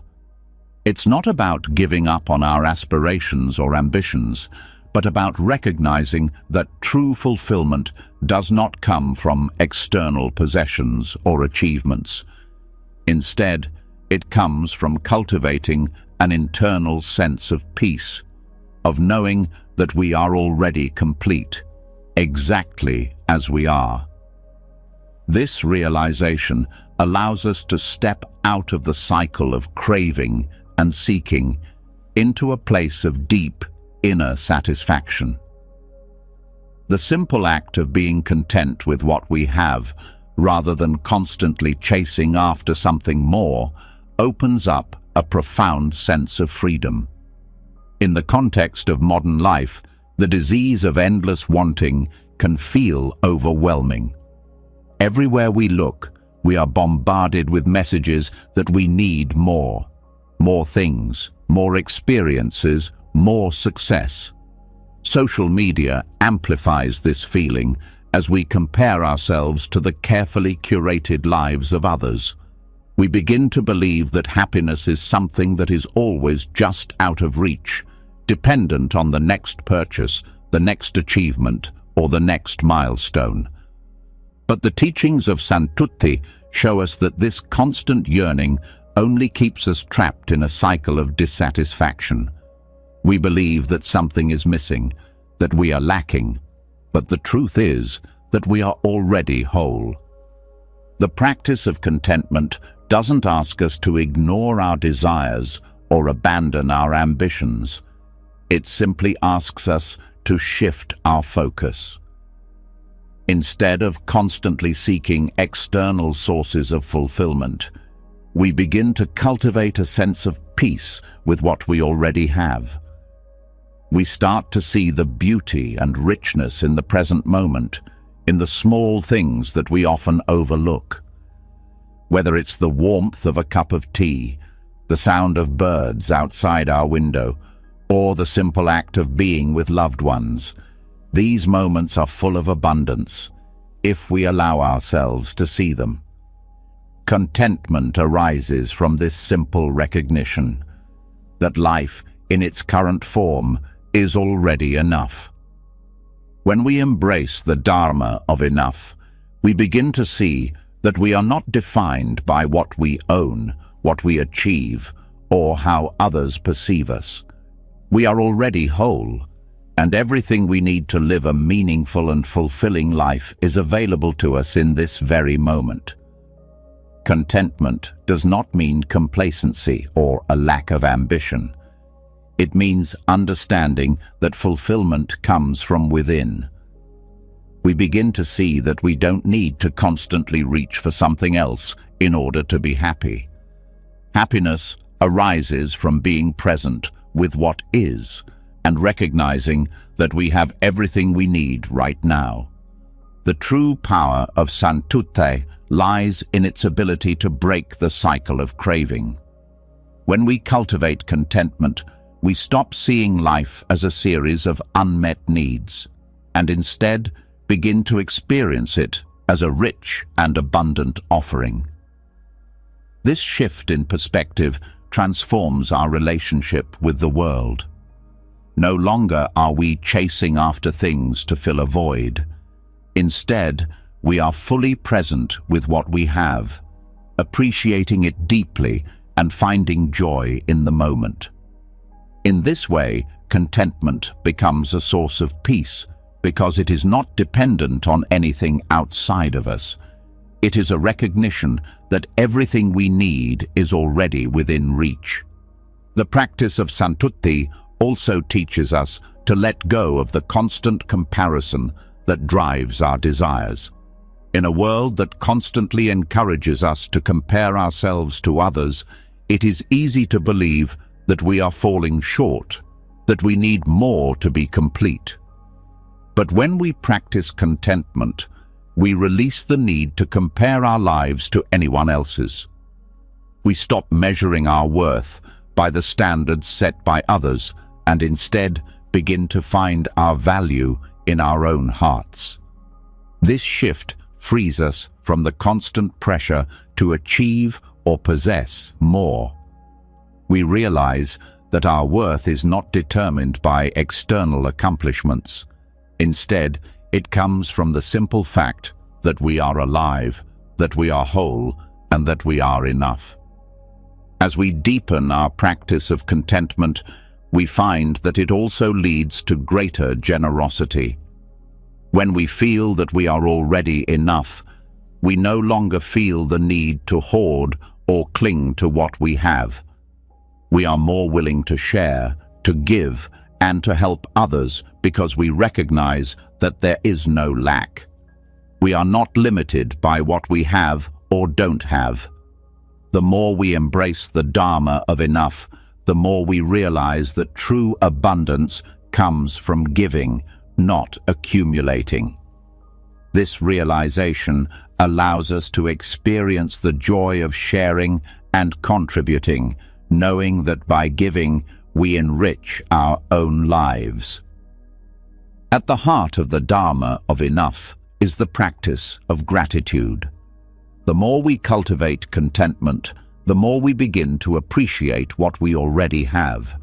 We stop focusing on what is missing and begin to focus on what is present in our lives. This shift in focus changes everything. We begin to see the abundance around us, in our relationships, in the simple acts of daily life, and in the world itself. Gratitude grows from the recognition that we are surrounded by more than enough. It is the recognition that we are enough just as we are. In this way, practicing contentment is a radical shift from the culture of endless wanting that surrounds us. It is a shift from believing that we need more to be happy to realizing that we already have everything we need. Santutte is not about giving up our desires or goals, but about recognizing that true fulfillment is found within. It is about stepping out of the cycle of craving and into a life of peace, presence, and abundance. By embracing the Dharma of enough, we free ourselves from the endless pursuit of more, and we discover the true richness of life that is available to us in every moment. When we begin to live from a place of contentment, we experience the world differently. We stop chasing after things that will never satisfy us, and instead, we begin to see the profound beauty in what we already have. We realize that we are not lacking anything, and in this realization, we discover a deep sense of peace and satisfaction that doesn't depend on anything external. In the Dharma of enough, we come home to ourselves, to the truth that we are already whole and that nothing is missing. Having explored the transformative power of contentment and the realization that we are enough just as we are, we now arrive at an understanding that bridges the gap between our material needs and our deeper sense of inner peace. Detachment, often misunderstood as renunciation or withdrawal, holds a key insight that allows us to live fully in the world without being bound by it. The Buddhist concept of upekkha, equanimity or detachment, invites us to step into a space where having and being no longer conflict. Instead, we learn to experience material sufficiency and existential peace as interconnected, not separate. This delicate balance allows us to live with grace, contentment, and freedom. In our modern world, we are constantly bombarded by messages that equate happiness with accumulation. We are told that success, status, and possessions are signs of fulfillment. But the more we acquire, the more we realize that these things often fail to deliver lasting peace. The pursuit of more leaves us in a state of endless striving, never quite content with what we have. On the other hand, there's also a growing awareness that detachment doesn't mean rejecting material things, but rather releasing the need to define ourselves by them. The middle path, guided by the teachings of upekkha, shows us how to cultivate a sense of peace that isn't dependent on what we own or achieve. The space between having and being represents the liberation from the illusion that external things define us. We live in a society where the accumulation of wealth, success, or possessions is often seen as a mark of personal worth. However, upekkha teaches us that true worth is not found in external conditions, but in the awareness of our true nature. When we detach from the need to have more, we open up space to simply be. This isn't about rejecting life's pleasures or material goods, but about understanding that our peace and happiness are not dependent on them. By practicing equanimity, we learn to live without grasping, to receive without clinging, and to give without attachment.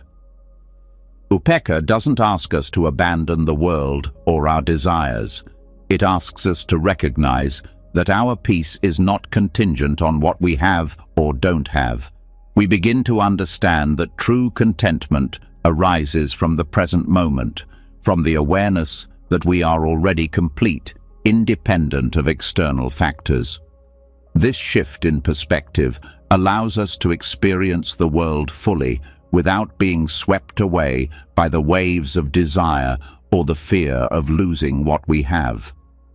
The space between having and being is a place where we recognize that material sufficiency and inner peace coexist.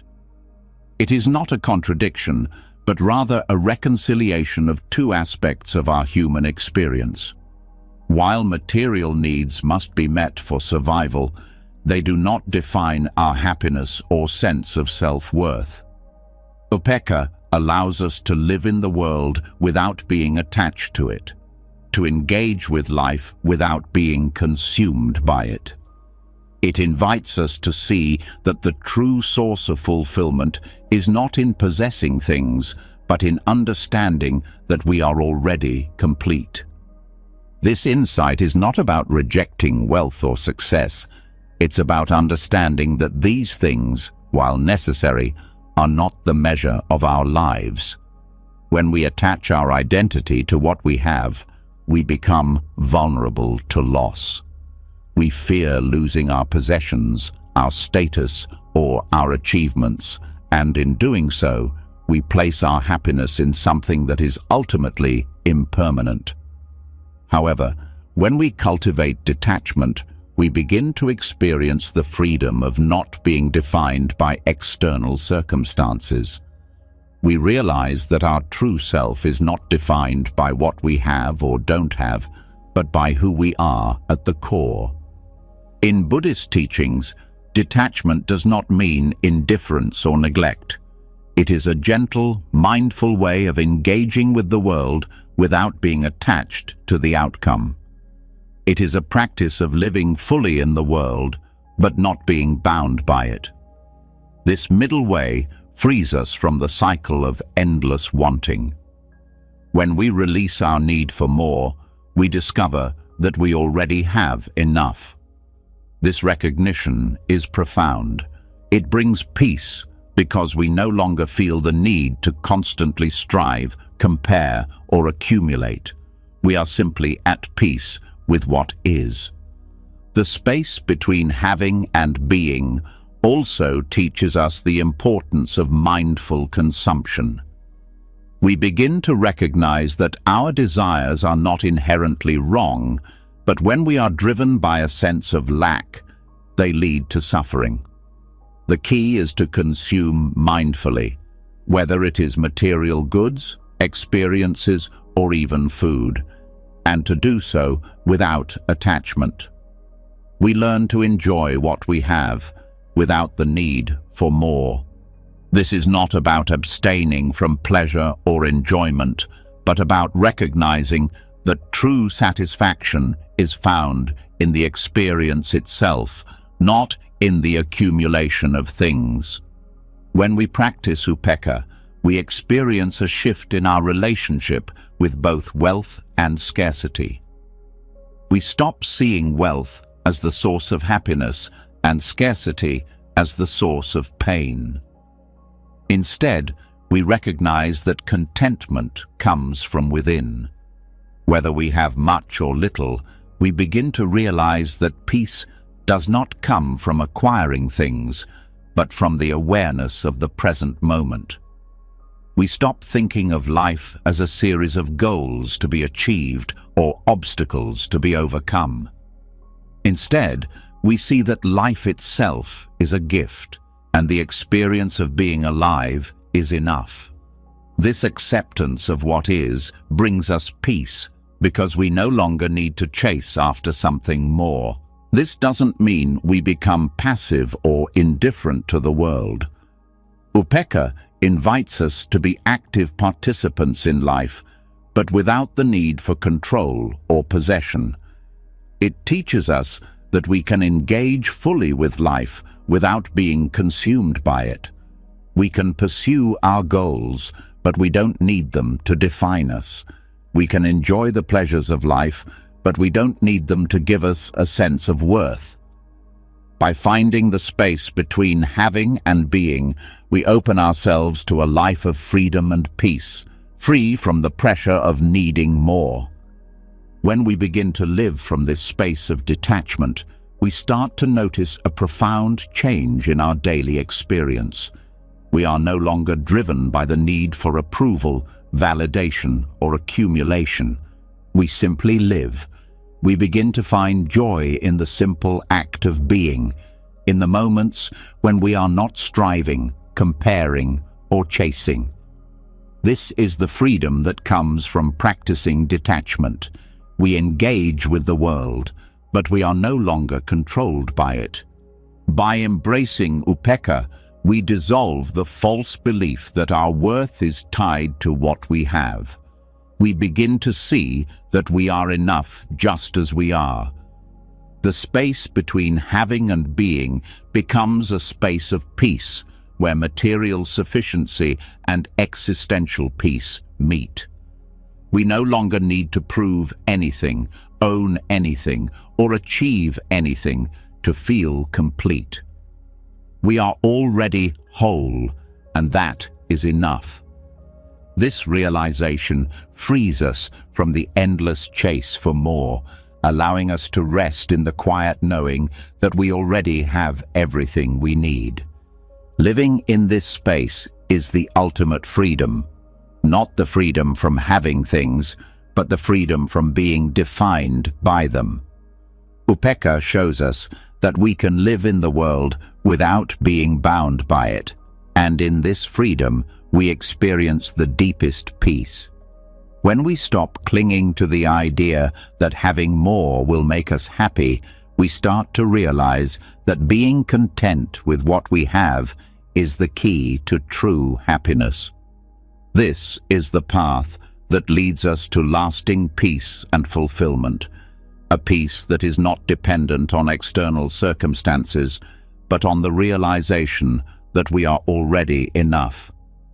Having explored the freedom and peace that arise from detachment and contentment, we now confront one of the most powerful and unavoidable aspects of life: suffering.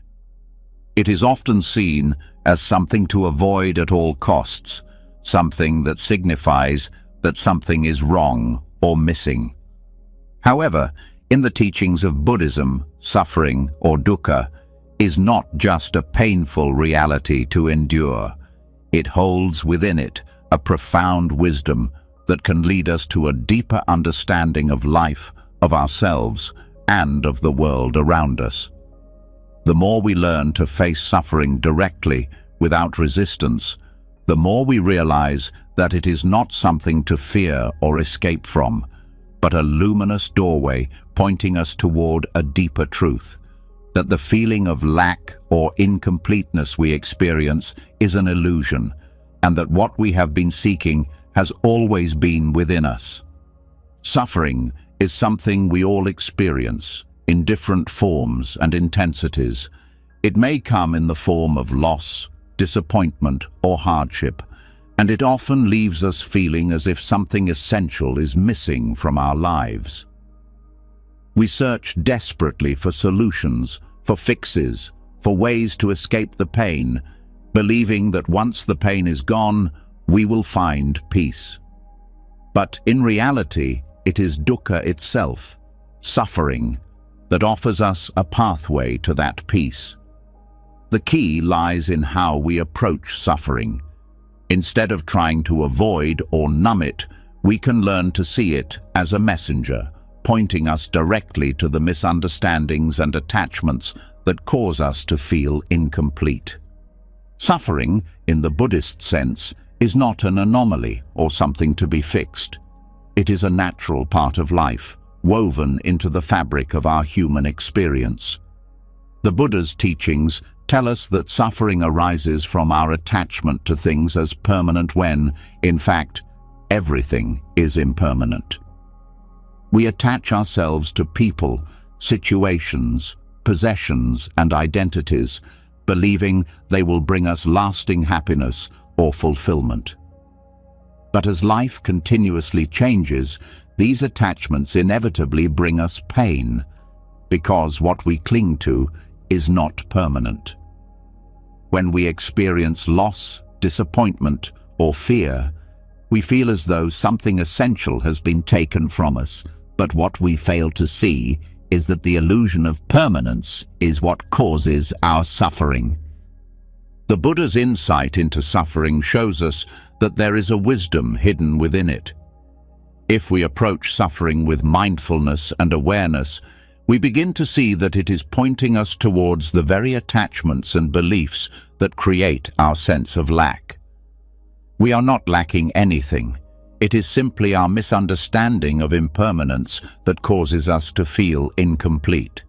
We suffer because we believe that something is missing, that we need to change something about our circumstances, our relationships, or even ourselves in order to be happy. But suffering, when understood, can reveal to us that we are already whole, and it is only through our attachments and desires that we feel incomplete. One of the deepest teachings about suffering is that it teaches us to let go of our attachments to outcomes. Life is unpredictable and uncontrollable, and no matter how hard we try to control our circumstances or the people around us, we cannot make life conform to our desires. Suffering is a natural consequence of our attempt to control the uncontrollable. When we learn to let go of this need for control, we begin to experience life as it is, without the pressure of trying to shape it into something that fits our expectations. The wisdom of suffering lies in recognizing that our suffering is often a product of wanting things to be different than they are, of desiring a version of reality that doesn't match what is happening in the present moment. When we look deeply into the root of our suffering, we begin to uncover the truth of impermanence. Our pain often comes from clinging to the idea that certain things should remain the same, that relationships, possessions, or even our own identity should not change.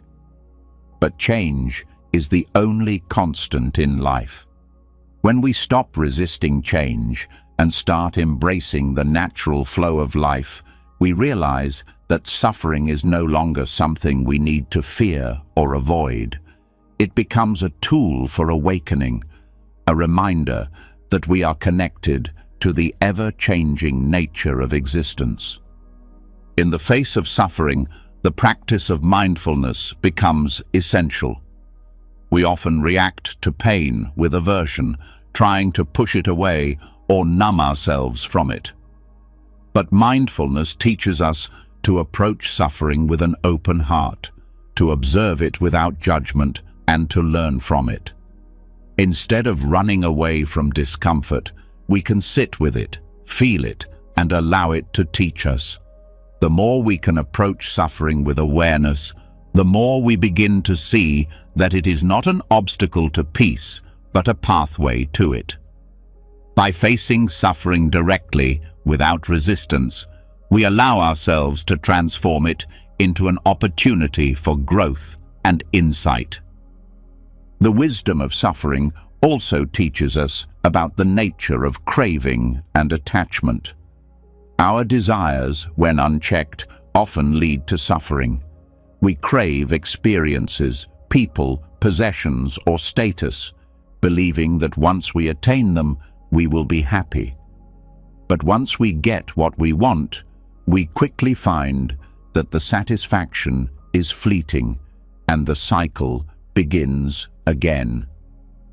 Suffering reveals to us that craving is the root of our dissatisfaction, because it always leads to the next craving, the next desire. True peace comes when we let go of the need to constantly seek and instead rest in the present moment, accepting things as they are. When we understand that suffering is rooted in craving and attachment, we can begin to dissolve the illusion of lack that drives these desires. We begin to see that what we are seeking externally is already within us. We do not need more to feel whole. Our cravings arise from the belief that we are not complete, that something is missing. But the truth is that nothing is missing. Our true nature is already complete.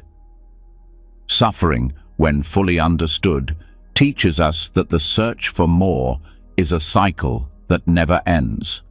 We are invited to stop searching, stop craving, and begin to rest in the present moment where peace and fulfillment are already available. Finally, suffering shows us the interconnectedness of all beings. When we suffer, we often feel isolated, as though our pain is unique or separate from the world around us. But the more we look into our suffering, the more we realize that it is part of the shared human experience. Our pain is not separate from others, it connects us to them.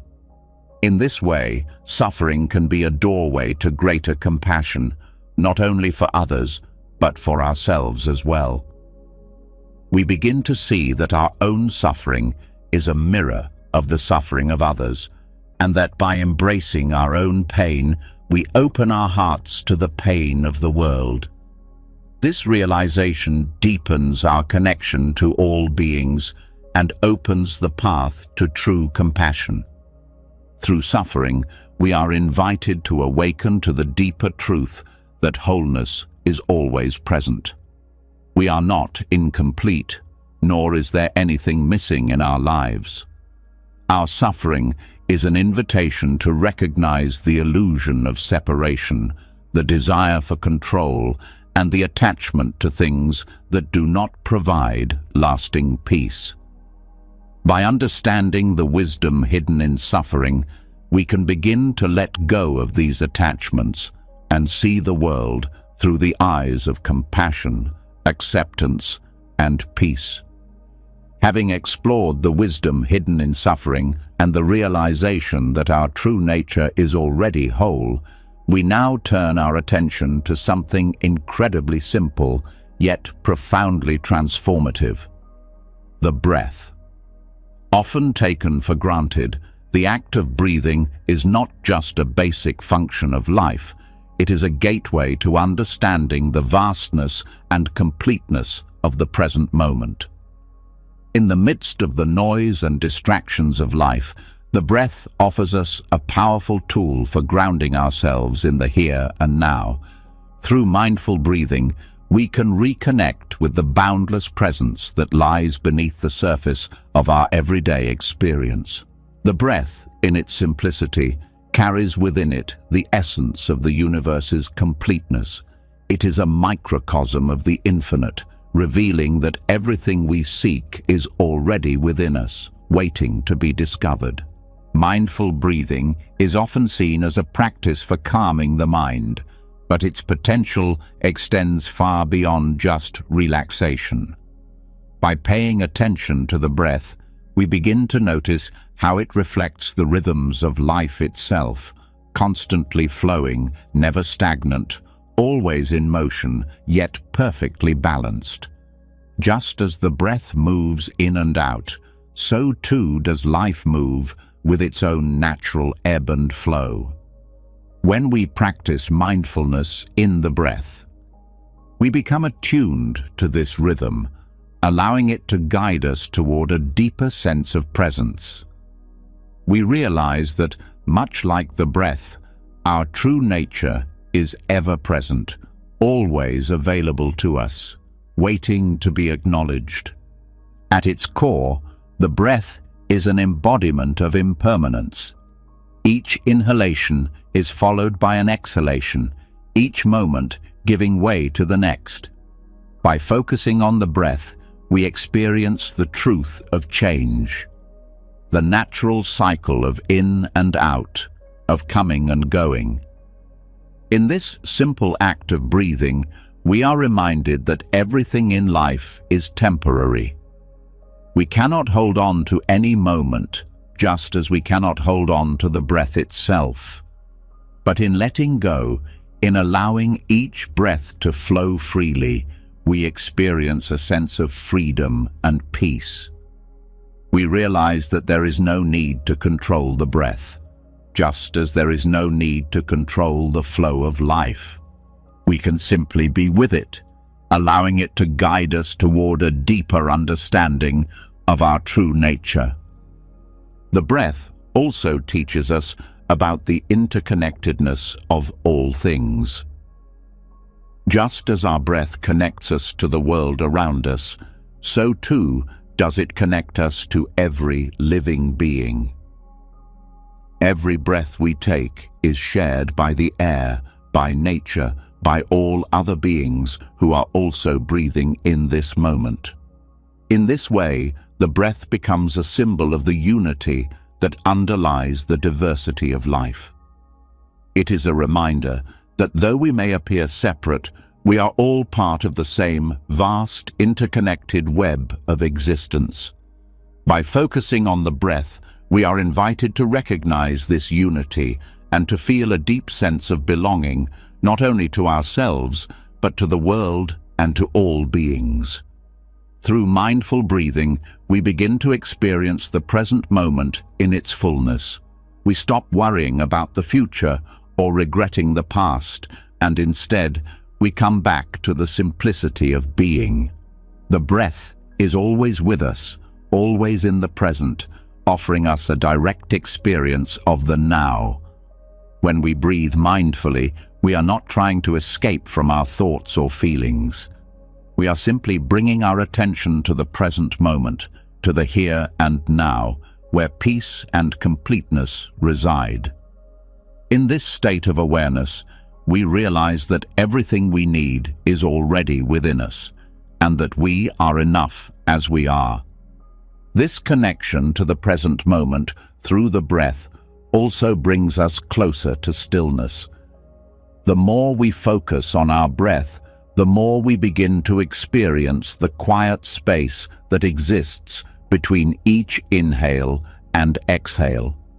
This space is a reminder that beneath the constant flow of thoughts and emotions, there is a deeper level of stillness, a quiet presence that is always available to us.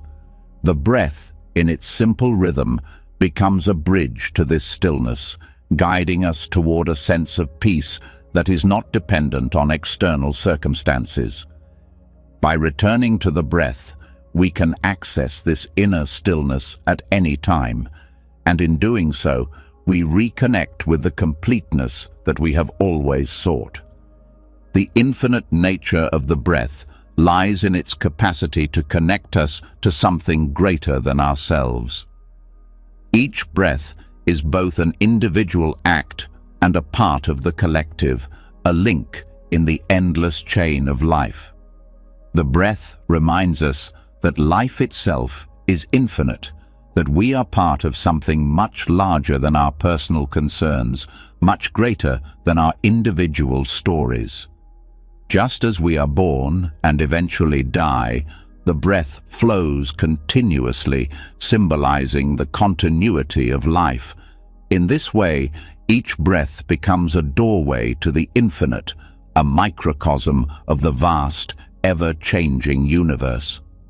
When we breathe mindfully, we are reminded that we are not separate from this flow, but part of it. The breath is a reminder that we are part of the whole. In focusing on the breath, we also begin to cultivate a deeper sense of acceptance.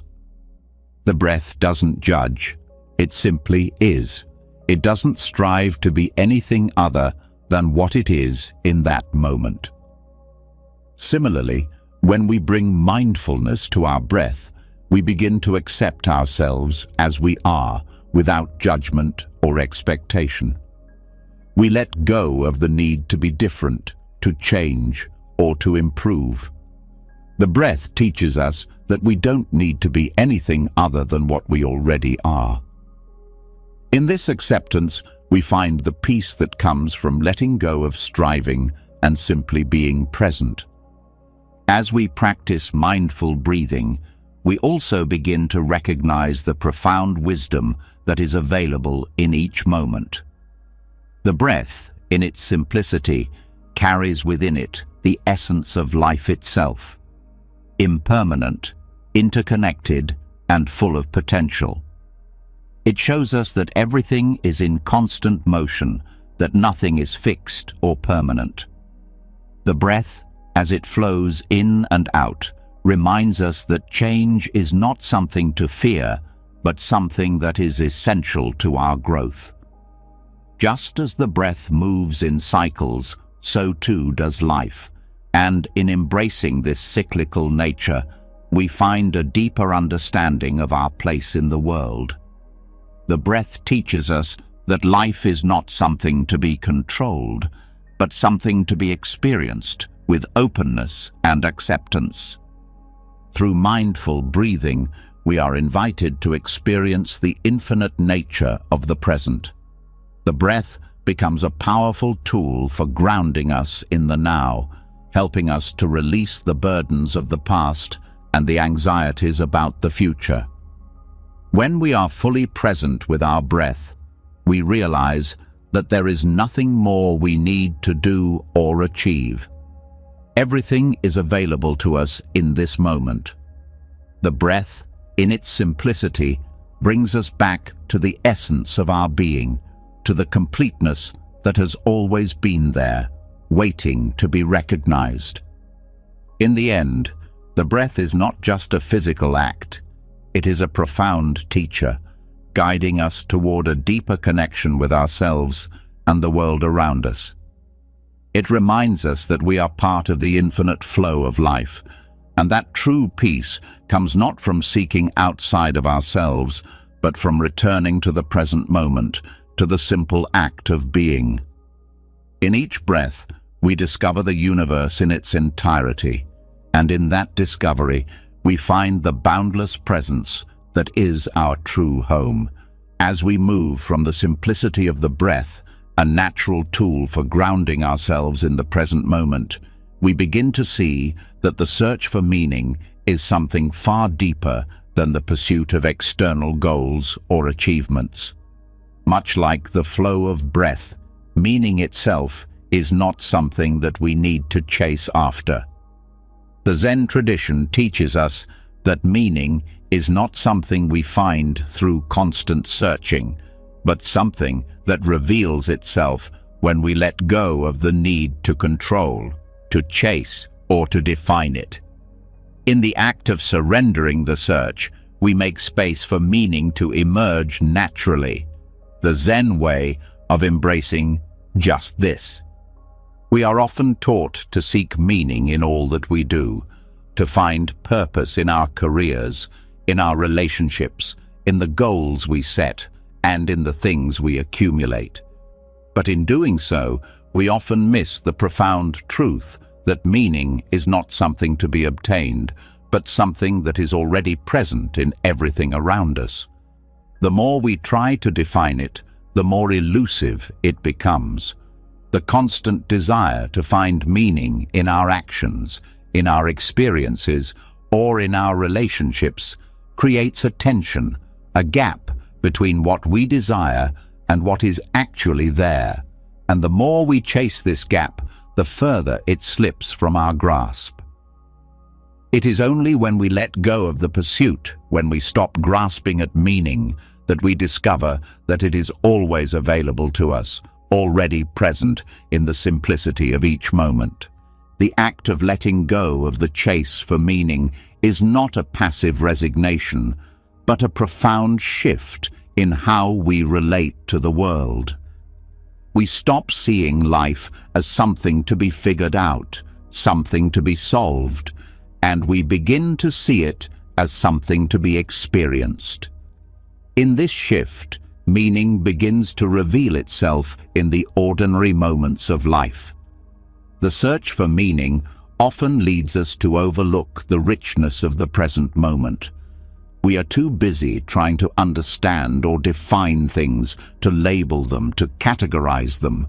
But when we stop doing this, we begin to realize that the meaning we are seeking is already there in every experience, in every interaction, and in every simple, unadorned moment.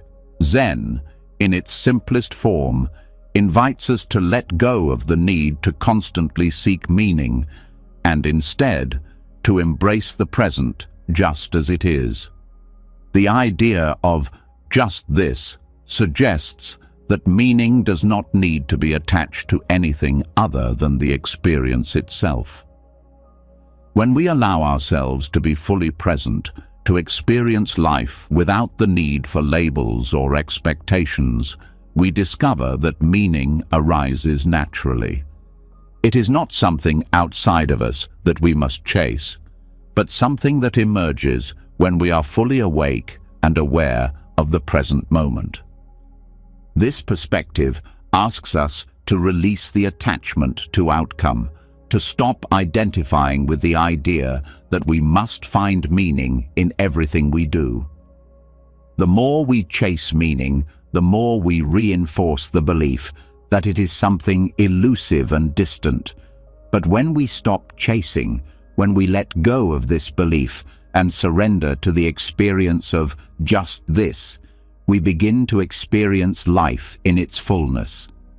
The moments we once saw as trivial or insignificant begin to shine with purpose, because meaning is not in the destination, but in the journey itself. The Zen way of just this is not about denying our desires or goals, but about realizing that meaning does not reside in the fulfillment of these desires, but in the very act of living itself. The more we chase after meaning, the more we create a sense of lack, as if something is always missing. But when we let go of this pursuit, we realize that everything we need is already here, waiting to be discovered in the present. The meaning of our lives is not something we need to search for or fabricate. It is something that emerges naturally when we stop trying to control it. This doesn't mean that we stop seeking or growing, but that we shift our focus from trying to find meaning in external sources to allowing it to reveal itself in our everyday experiences. By letting go of the chase, we open ourselves up to a deeper connection with the world around us. We become more attuned to the subtle beauty in everything, from the quiet rhythm of our breath to the feel of the earth beneath our feet. In the simplest moments, we find meaning not in what we achieve, but in the simple act of being. We realize that life's meaning is not something we find outside of us, but something that unfolds within us as we fully experience the present. The key to unlocking this understanding is surrender, not in a way that diminishes our engagement with life, but in a way that allows us to stop resisting it.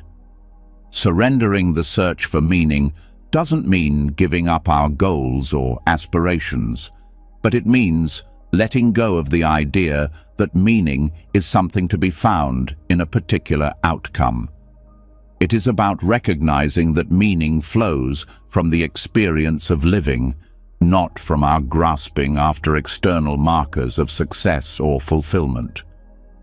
When we let go of the need to define meaning, we start to realize that life itself is the teacher. Every moment is an opportunity to experience the depth of meaning that is already here. We begin to see that every interaction, every challenge, every small act holds its own significance, not because of some grand purpose, but because it is part of the flow of life. The search for meaning falls away, and in its place, we find a profound sense of peace that comes from living fully in the present, from allowing life to simply be what it is. In this process, we also let go of the need to label or judge our experiences. We stop measuring our lives against an ideal, against a vision of what we think it should be. Instead, we begin to appreciate it for what it is in its fullness. We experience the beauty of life as it unfolds, moment by moment, without the need for it to be any different. The Zen teaching of just this asks us to accept each moment without judgment, to experience it fully, without the filter of our preconceptions or expectations. This acceptance of what is, without trying to change it or define it, opens the door to a deeper understanding of the meaning of our lives. The practice of letting go of the search for meaning also invites us to embrace uncertainty. So much of our suffering comes from the desire to know, to understand, to have everything figured out. But life is full of unknowns, full of moments that don't fit into neat explanations or definitions. When we stop trying to make sense of everything, we open ourselves to the possibility of simply being with the uncertainty, with the not knowing. It is in this space of not knowing, of not needing to have everything figured out, that we experience the most profound sense of meaning. In the surrender of the chase, we find freedom. This approach to life does not lead to passivity. It does not mean that we stop caring or stop working toward our goals. It means that we stop attaching our happiness to a future outcome, to an idealized version of what we think life should be. Instead, we engage with life fully, without the pressure to find meaning in every action, and instead, we allow meaning to emerge in the simplest, most unexpected places. We start to see that life itself, as it is full of meaning. We just need to be present enough to notice it. In the end, the Zen practice of just this teaches us to let go of the constant search for meaning and to embrace life as it is. The pursuit of meaning can often feel like a never-ending chase, but in the surrender of that chase, we find that life's meaning is revealed to us in the most ordinary moments, in the simple act of being present. When we stop searching for meaning, we realize that it was always here, woven into the very fabric of our existence. Meaning is not something to be found, but something to be experienced, and in this experience, we find peace. As we've come to understand, the search for meaning is often a chase that only leads us further away from the truth.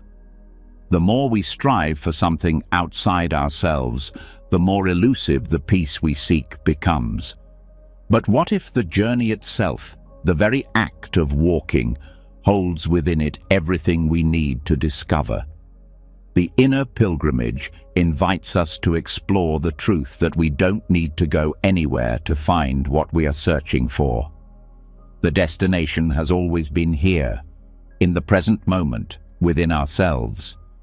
In Buddhism, pilgrimage is traditionally seen as a journey to sacred places, a physical act of traveling in search of enlightenment or spiritual understanding.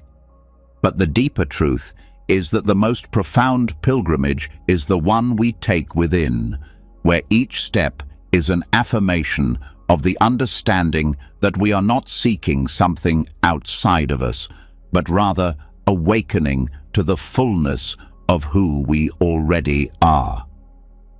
The idea of an inner pilgrimage helps us realize that we are constantly on a journey, not through external landscapes, but through the terrain of our minds and hearts.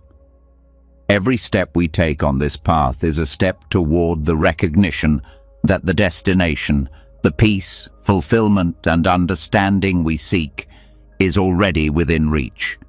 The idea that we are already whole and complete, that we do not need to search elsewhere for our fulfillment, can be both liberating and challenging.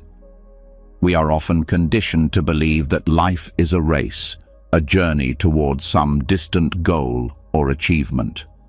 We believe that happiness or peace is something to be earned, something we can only access once we've arrived at a particular place, condition, or state. But the concept of the inner pilgrimage calls us to stop searching for fulfillment outside of ourselves. It teaches us that the process of awakening is not about achieving a future state, but about recognizing the sacredness of every moment. The beauty of this inner pilgrimage is that it is available to us at all times. There is no need to wait for a special moment or a specific event to begin the journey. The steps we take toward peace, clarity, and understanding are already unfolding right now. Every breath we take is a step on this path. Every moment of awareness is a step forward. We don't have to go anywhere or do anything extraordinary to begin our pilgrimage.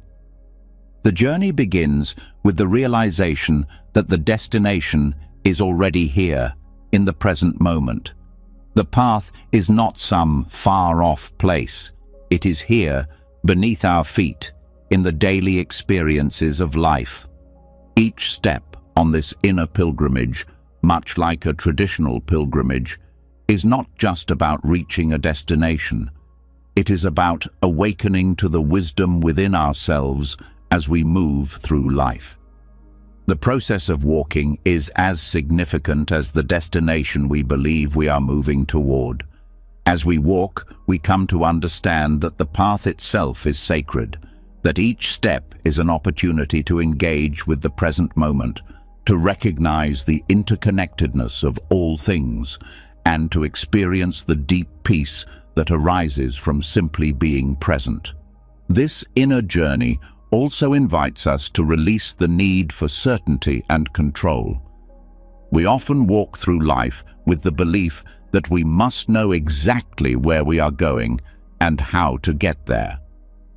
This desire for certainty can keep us trapped in the idea that we are incomplete, that we must achieve something more before we can feel at peace.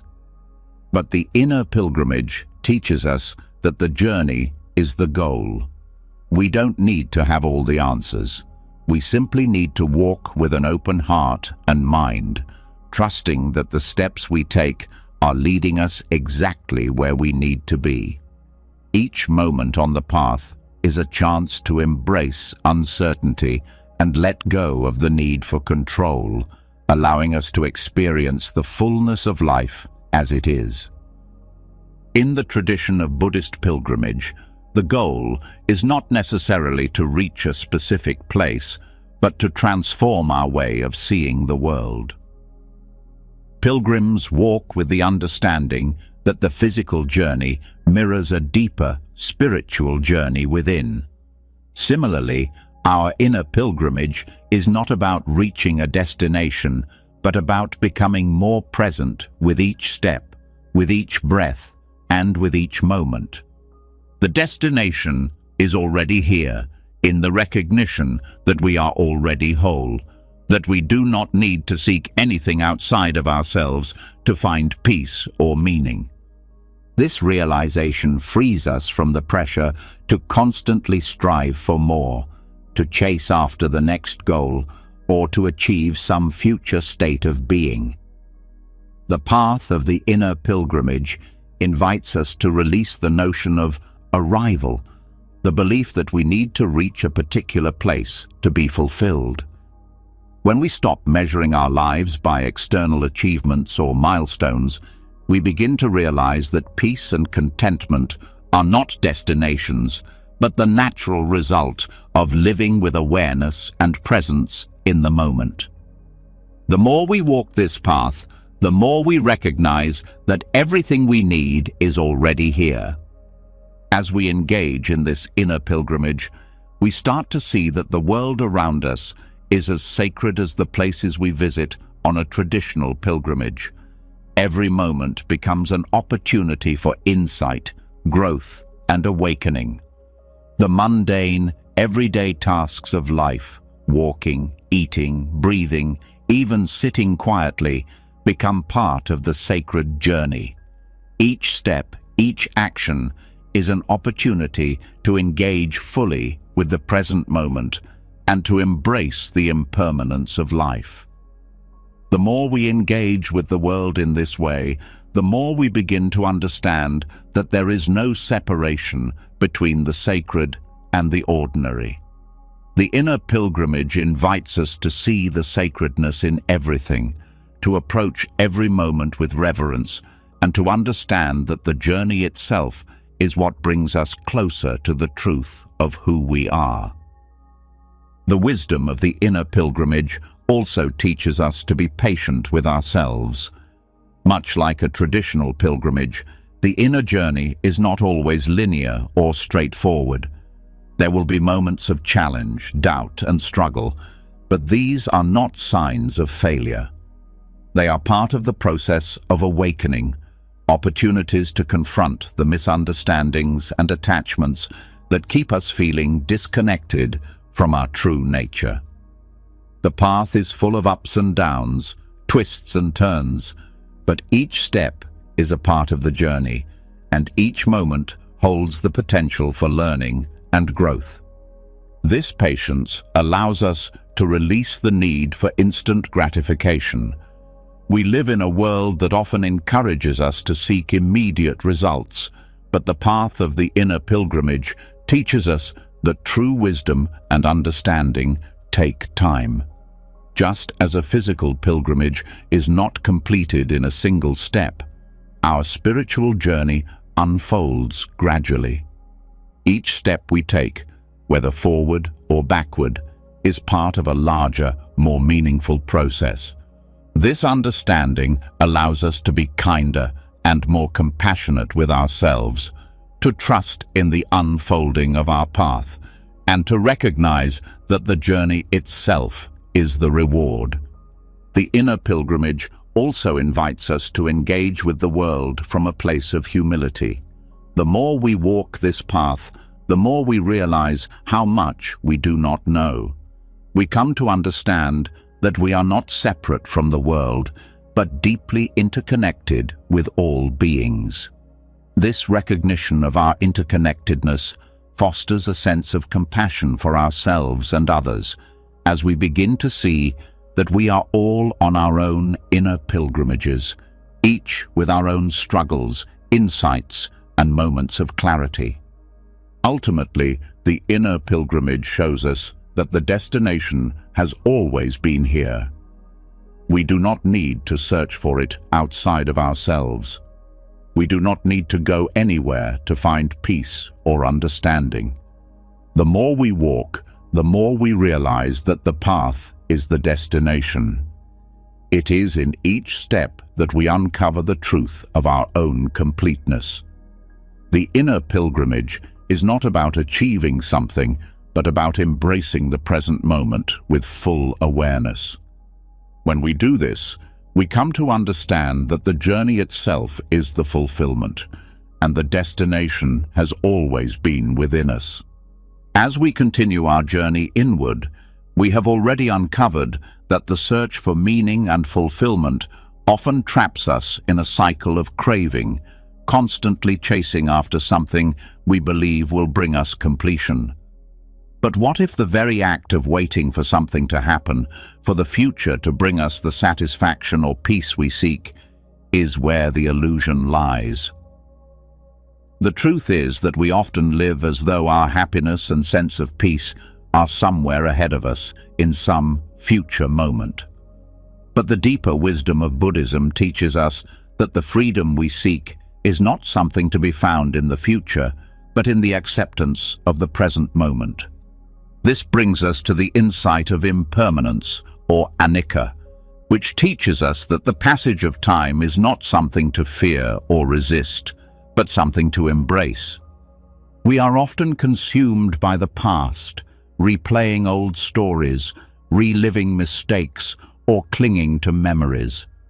At the same time, we anxiously anticipate the future, hoping for something better, something that will bring us peace or happiness.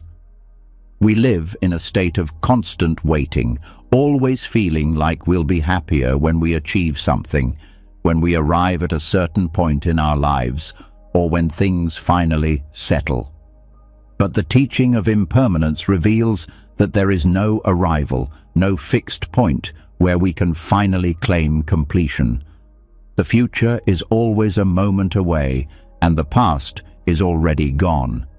We are left with the present, the only moment where life is truly happening. Understanding impermanence allows us to see the truth of the present. The more we cling to the idea of what could be or what has been, the more we miss the reality of what is right in front of us.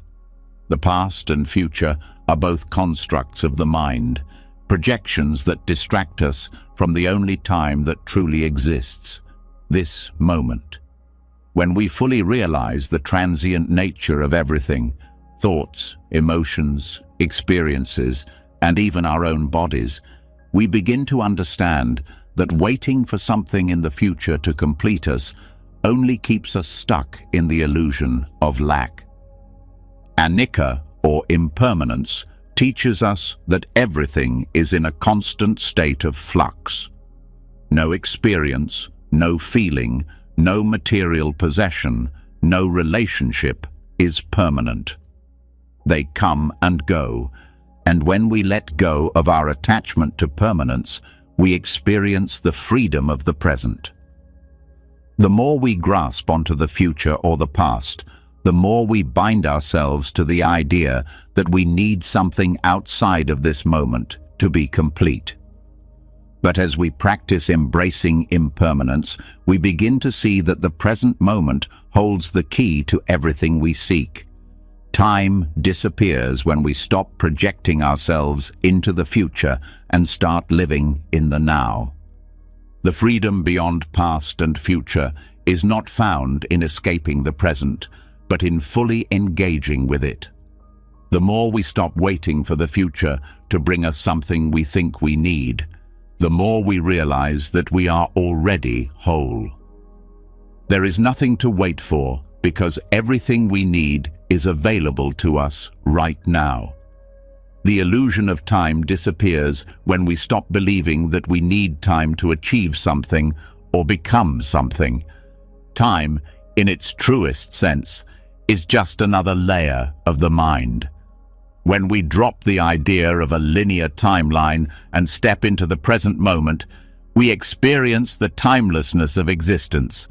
When we free ourselves from the belief that our peace or happiness lies in the future, we stop waiting for completion. This waiting keeps us from truly experiencing the present. We often think that once we have the job, the relationship, the recognition, or the achievement, then we will be happy. But by living this way, we are constantly postponing happiness. We wait for the future to bring us something, not realizing that the future is simply an extension of the present. The only time we can be truly alive is now.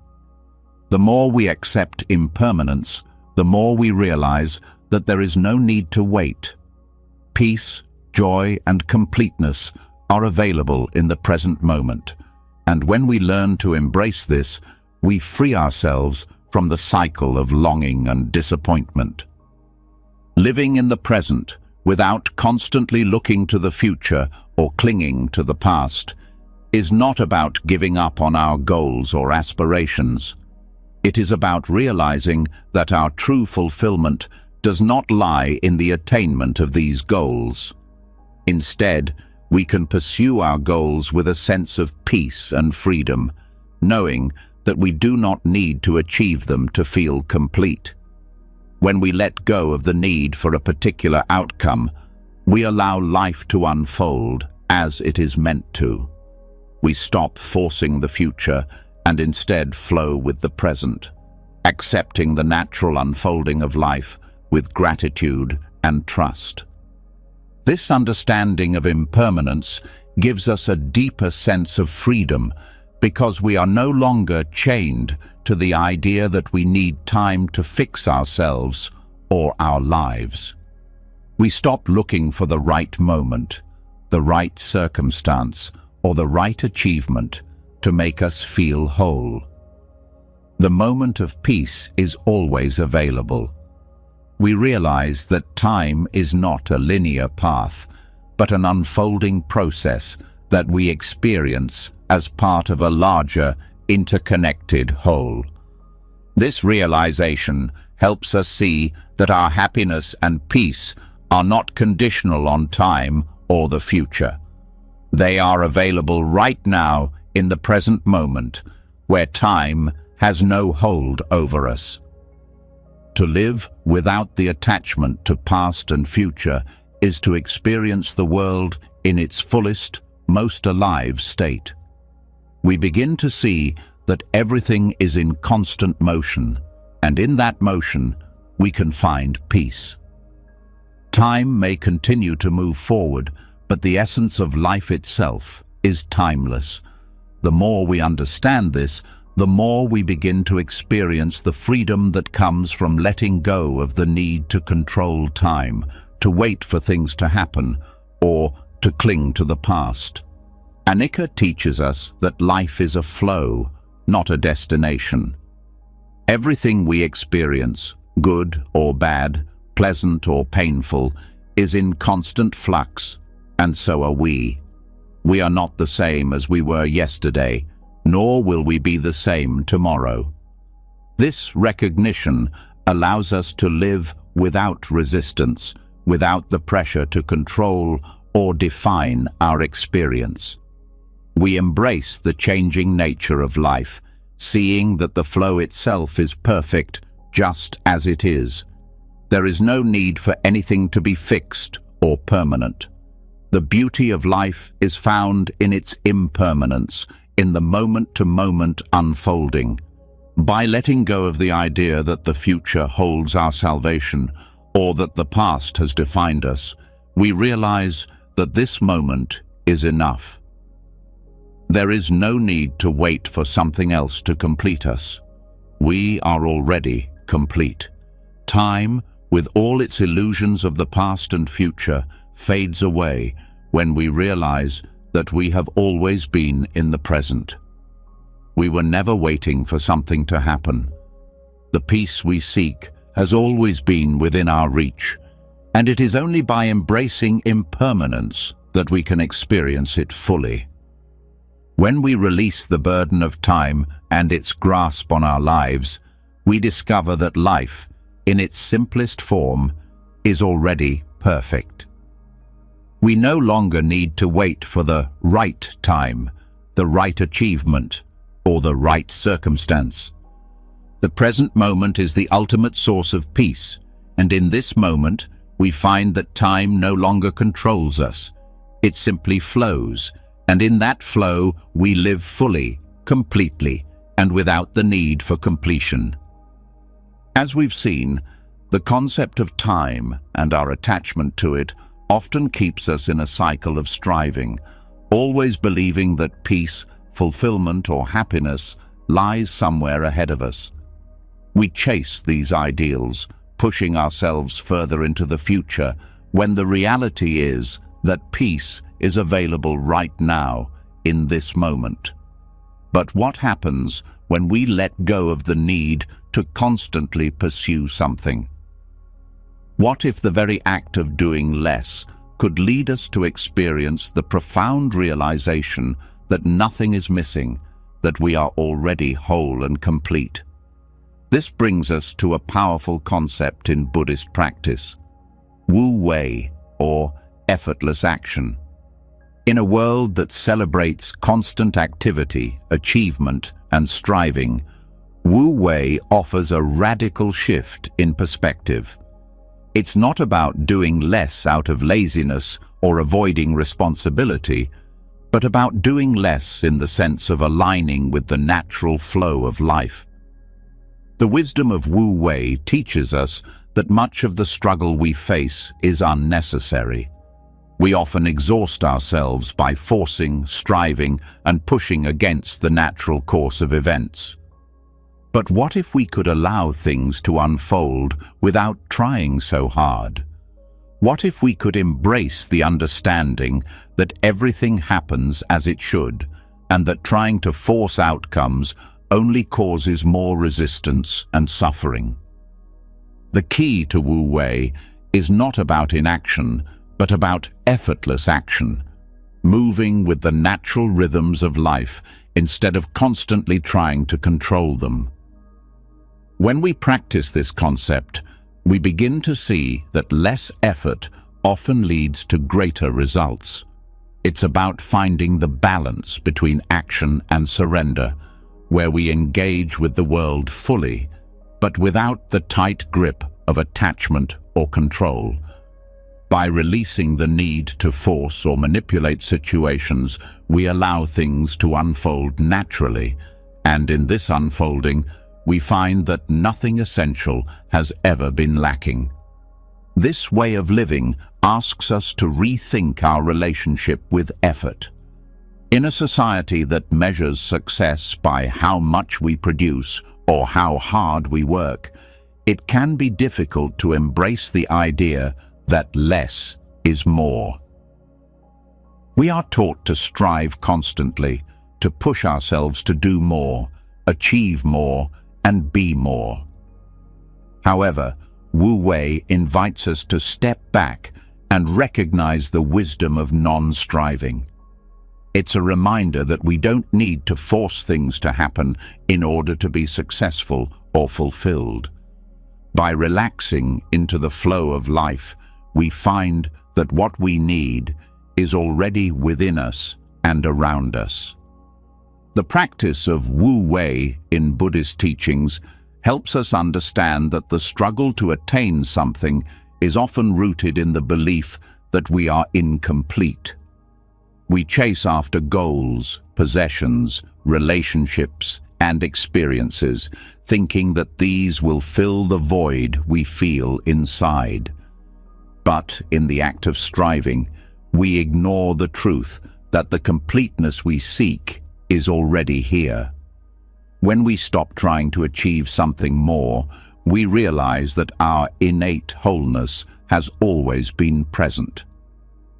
The act of striving often keeps us separate from our own fulfillment, because it reinforces the idea that we need to become something else. But when we practice effortless action, we dissolve that separation and see that everything we need is already within our reach. Another aspect of Wu Wei is its connection to acceptance. We often spend much of our time wishing things were different, trying to change circumstances, people, or ourselves to fit some ideal. This creates a constant sense of dissatisfaction, but Wu Wei teaches us to accept things as they are, to act in harmony with what is happening in the moment, instead of trying to force it to be something else.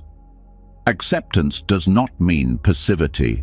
It means engaging with life in a way that flows naturally, responding to the moment with grace and wisdom. When we accept things as they are, we find that the tension and resistance that often accompany our striving begin to dissolve. The principle of effortless action invites us to act with clarity and purpose, without the cloud of anxiety or the pressure of expectation. Often, we struggle because we overthink or worry about the outcome of our actions.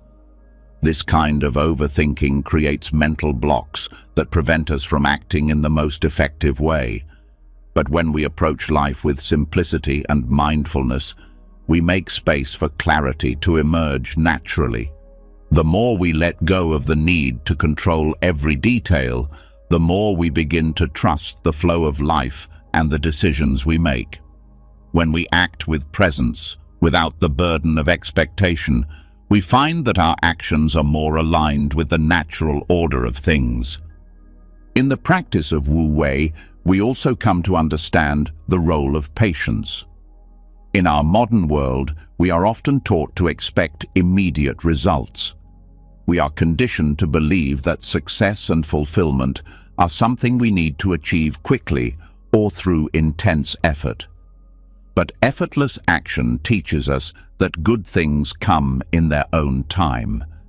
Patience is not about waiting passively, but about trusting the process, knowing that life unfolds at its own pace.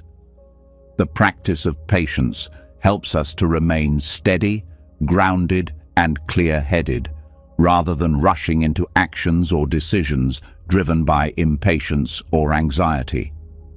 This approach to life also brings us closer to a sense of freedom.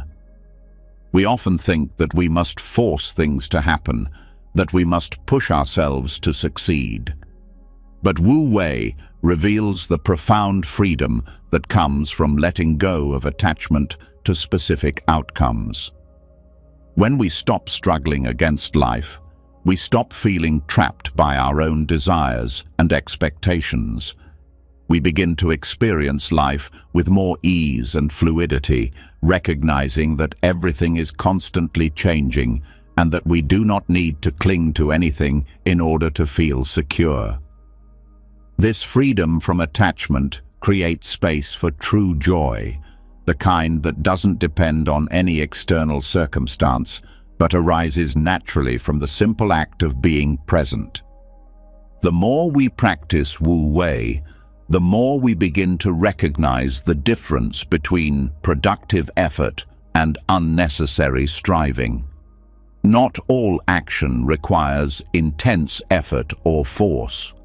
Sometimes, the most effective way to engage with life is through a quiet, intentional presence, a presence that acts in harmony with the world around it. This kind of action is not rushed, but it is full of meaning. It allows us to act with wisdom and clarity, knowing when to engage and when to let things unfold on their own. One of the most profound teachings of Wu Wei is that doing less often leads to achieving more. In our pursuit of success, we often overextend ourselves, believing that if we do more, we will be more successful. But this creates burnout, frustration, and a sense of inadequacy. Wu Wei teaches us that by doing less, we actually create more space for clarity, creativity, and effectiveness. When we stop pushing and forcing, we allow our energy to be used in a way that is more aligned with our true nature. This alignment leads to more authentic and sustainable success because it is based on balance, mindfulness, and presence. The wisdom of Wu Wei ultimately reveals that nothing essential has ever been missing. The chase for more, for achievement, for validation, often stems from the belief that we are incomplete. We believe that by acquiring more or doing more, we will find fulfillment. But effortless action shows us that fulfillment is not something to be acquired or achieved. It is something that arises when we let go of the illusion that something is lacking. When we trust in the natural flow of life and act with simplicity and presence, we discover that we are already complete. The pursuit of more only keeps us trapped in the illusion of lack. The quiet revolution of non-striving reminds us that when we do less, we uncover the truth that everything we seek is already within us. By practicing Wu Wei, we stop fighting against the current of life and begin to flow with it. We let go of the need to control every outcome and trust that life will unfold in its own time. In doing so, we experience a deeper sense of peace, clarity, and fulfillment, knowing that nothing is missing. The practice of effortless action brings us back to the truth that we are whole and complete, exactly as we are. After exploring how effortless action reveals a deeper truth about our inherent completeness, we now shift our focus to something equally profound, yet often overlooked in our daily lives: the chaos and confusion we experience. We often see these moments of struggle, failure, or grief as obstacles or signs that we are off course. But what if these very experiences hold the key to our awakening? The teachings of the Lotus Sutra offer us a different perspective, that even in the midst of life's messiness, we are already whole, and our challenges are not signs of our inadequacy, but opportunities to reveal our true nature. In this, we begin to understand that the path to enlightenment isn't found by escaping from suffering or chaos, but by embracing them as integral parts of our journey. The metaphor of the jewel in the mud perfectly encapsulates this idea. Just as a lotus flower grows from the mud, rising to the surface in all its beauty, our highest potential emerges through the very difficulties and messiness of life. Failure, grief, and confusion are not setbacks. They are the fertile ground in which our Buddha nature is planted and nurtured. The Lotus Sutra teaches us that we do not need to escape suffering, nor do we need to perfect ourselves before we can experience enlightenment. Instead, we are invited to see that even in our struggles, we are already perfect and complete, much like the lotus that blooms beautifully, even from the mud.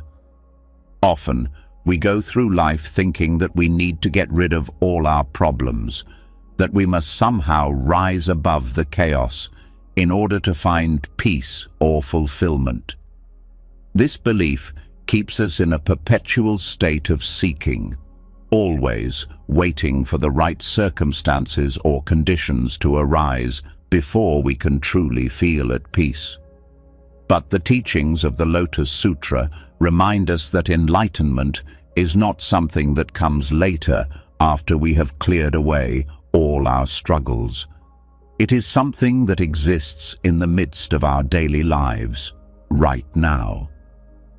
We don't need to escape life's difficulties to experience peace and completeness.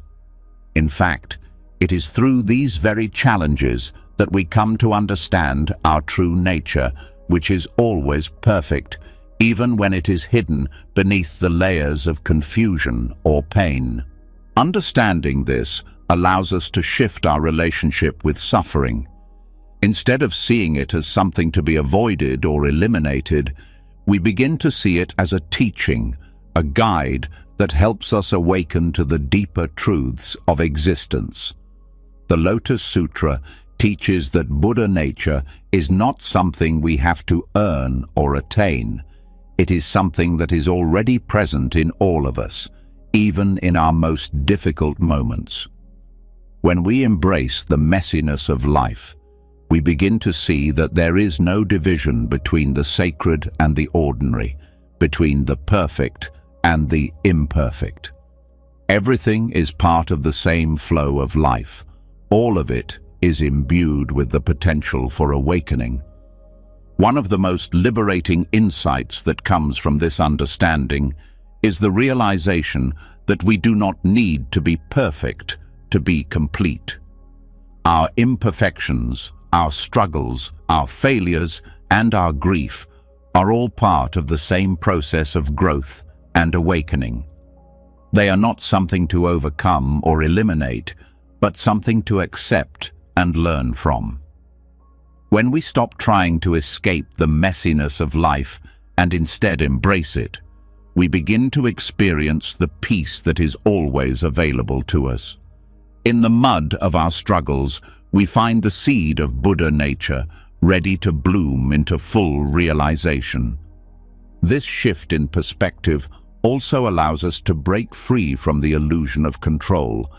So often, we try to control the circumstances of our lives, thinking that only if we could arrange things just so, we would find peace. But the truth is that life is unpredictable and often chaotic. The more we try to control everything around us, the more we experience resistance and suffering. But when we let go of this need for control and embrace the natural flow of life, we open ourselves to the possibility of experiencing peace in even the most chaotic circumstances. The teachings of the Lotus Sutra remind us that we do not need to escape chaos to find enlightenment. Instead, we are invited to find peace within it by seeing the inherent Buddha nature in all things. When we begin to see life's challenges as opportunities for growth, we also start to recognize that there is no such thing as failure in the true sense. Failure is simply a lesson, a moment of learning, a step in the process of awakening. When we embrace this understanding, we stop seeing ourselves as broken or incomplete, and we start to see that every experience, no matter how difficult, is part of the unfolding of our true nature. This realization frees us from the need to constantly strive for an idealized version of ourselves or our lives. Instead, we can fully accept ourselves as we are, knowing that the messiness of life is just a part of the process of becoming. The Lotus Sutra teaches us that Buddha nature is present in all beings, regardless of their apparent state. This includes ourselves, with all of our imperfections, struggles, and limitations. The key to awakening is not about transcending our flaws, but about recognizing the divine essence that is already within us. Suffering is not something that takes away from our inherent perfection. It is part of the path that helps us awaken to it. When we recognize this, we stop running from our pain or trying to hide it. We begin to embrace it as part of the whole of who we are, not as a hindrance to our enlightenment, but as the very ground from which our wisdom can grow. This understanding of suffering as a teacher helps us to move beyond the idea that enlightenment is a distant goal or something that can only be achieved after we perfect ourselves. Instead, we begin to realize that enlightenment is not something to be achieved, but something to be recognized. It is already within us, and it is through our engagement with life, with all its challenges and uncertainties, that we come to see it more clearly. Each moment, each experience, no matter how difficult, is an opportunity to touch that perfection and to understand that we are never truly apart from it. In this way, the Lotus Sutra invites us to reframe our relationship with suffering. Instead of seeing it as a burden or a punishment, we begin to see it as a call to awaken, a path that leads us to a deeper understanding of ourselves and the world around us.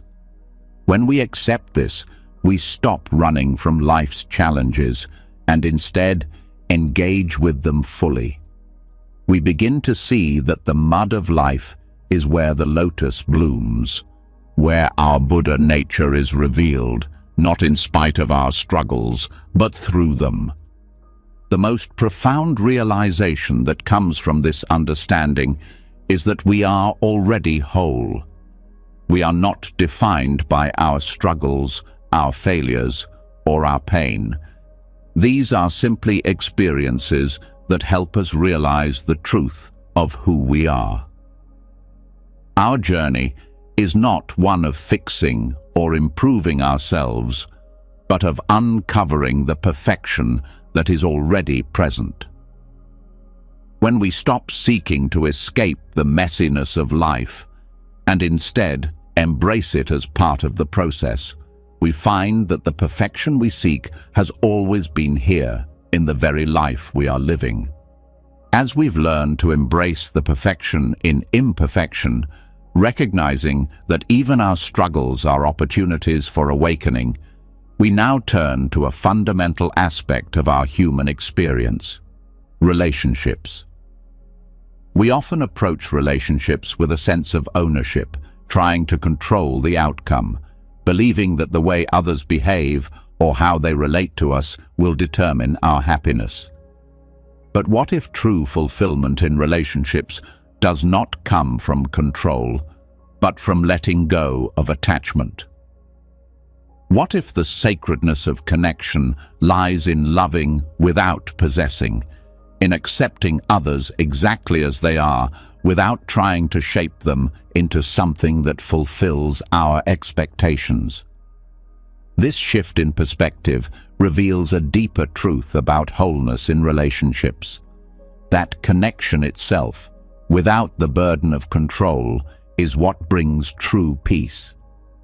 Attachment to outcomes is one of the most pervasive challenges we face in relationships. We often find ourselves waiting for others to act or respond in a way that will validate our worth, or believing that if we could only influence the way someone behaves, our connection would be complete. But attachment creates an illusion.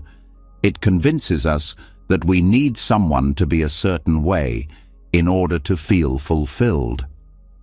In doing so, we lose sight of the sacredness of the connection itself.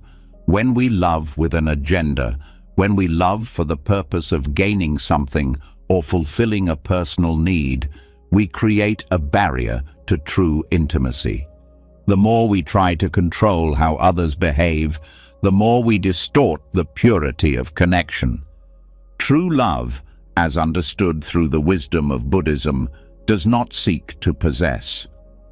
It is not about trying to mold another person to fit our desires, needs, or expectations. Instead, it is about allowing others to be themselves, seeing them as they are without trying to change them. This kind of love is rooted in freedom, the freedom to let go of the idea that we can control someone else's feelings or actions, and instead being present with them in their wholeness. When we love without attachment, we open ourselves to a deeper experience of connection because we are no longer bound by the need for others to be a certain way to feel satisfied. In relationships where control is absent, there is a natural flow of mutual respect and understanding. We begin to see that the true fulfillment in a relationship is not found in what we receive or in the way others meet our expectations, but in the sacredness of being present with one another. The connection itself becomes the source of fulfillment, and when we stop attaching to how the relationship should be, we experience a deeper bond that transcends control, ownership, or desire. This shift from attachment to freedom also allows us to approach others with a sense of compassion. When we love without attachment, we are more able to see others for who they truly are, without judgment. We recognize that their actions or choices are not a reflection of our worth, but rather part of their own journey. We stop taking things personally, and instead, we approach the relationship with openness and acceptance. We understand that just as we are on our own path of growth, so are they.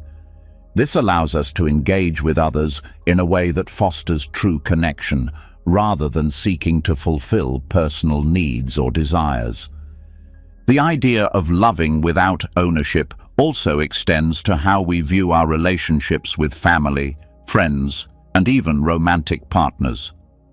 We often enter into relationships with an unconscious expectation that the other person will fulfill certain roles or meet specific needs. But these expectations can create pressure and stress because they place an unrealistic burden on the relationship.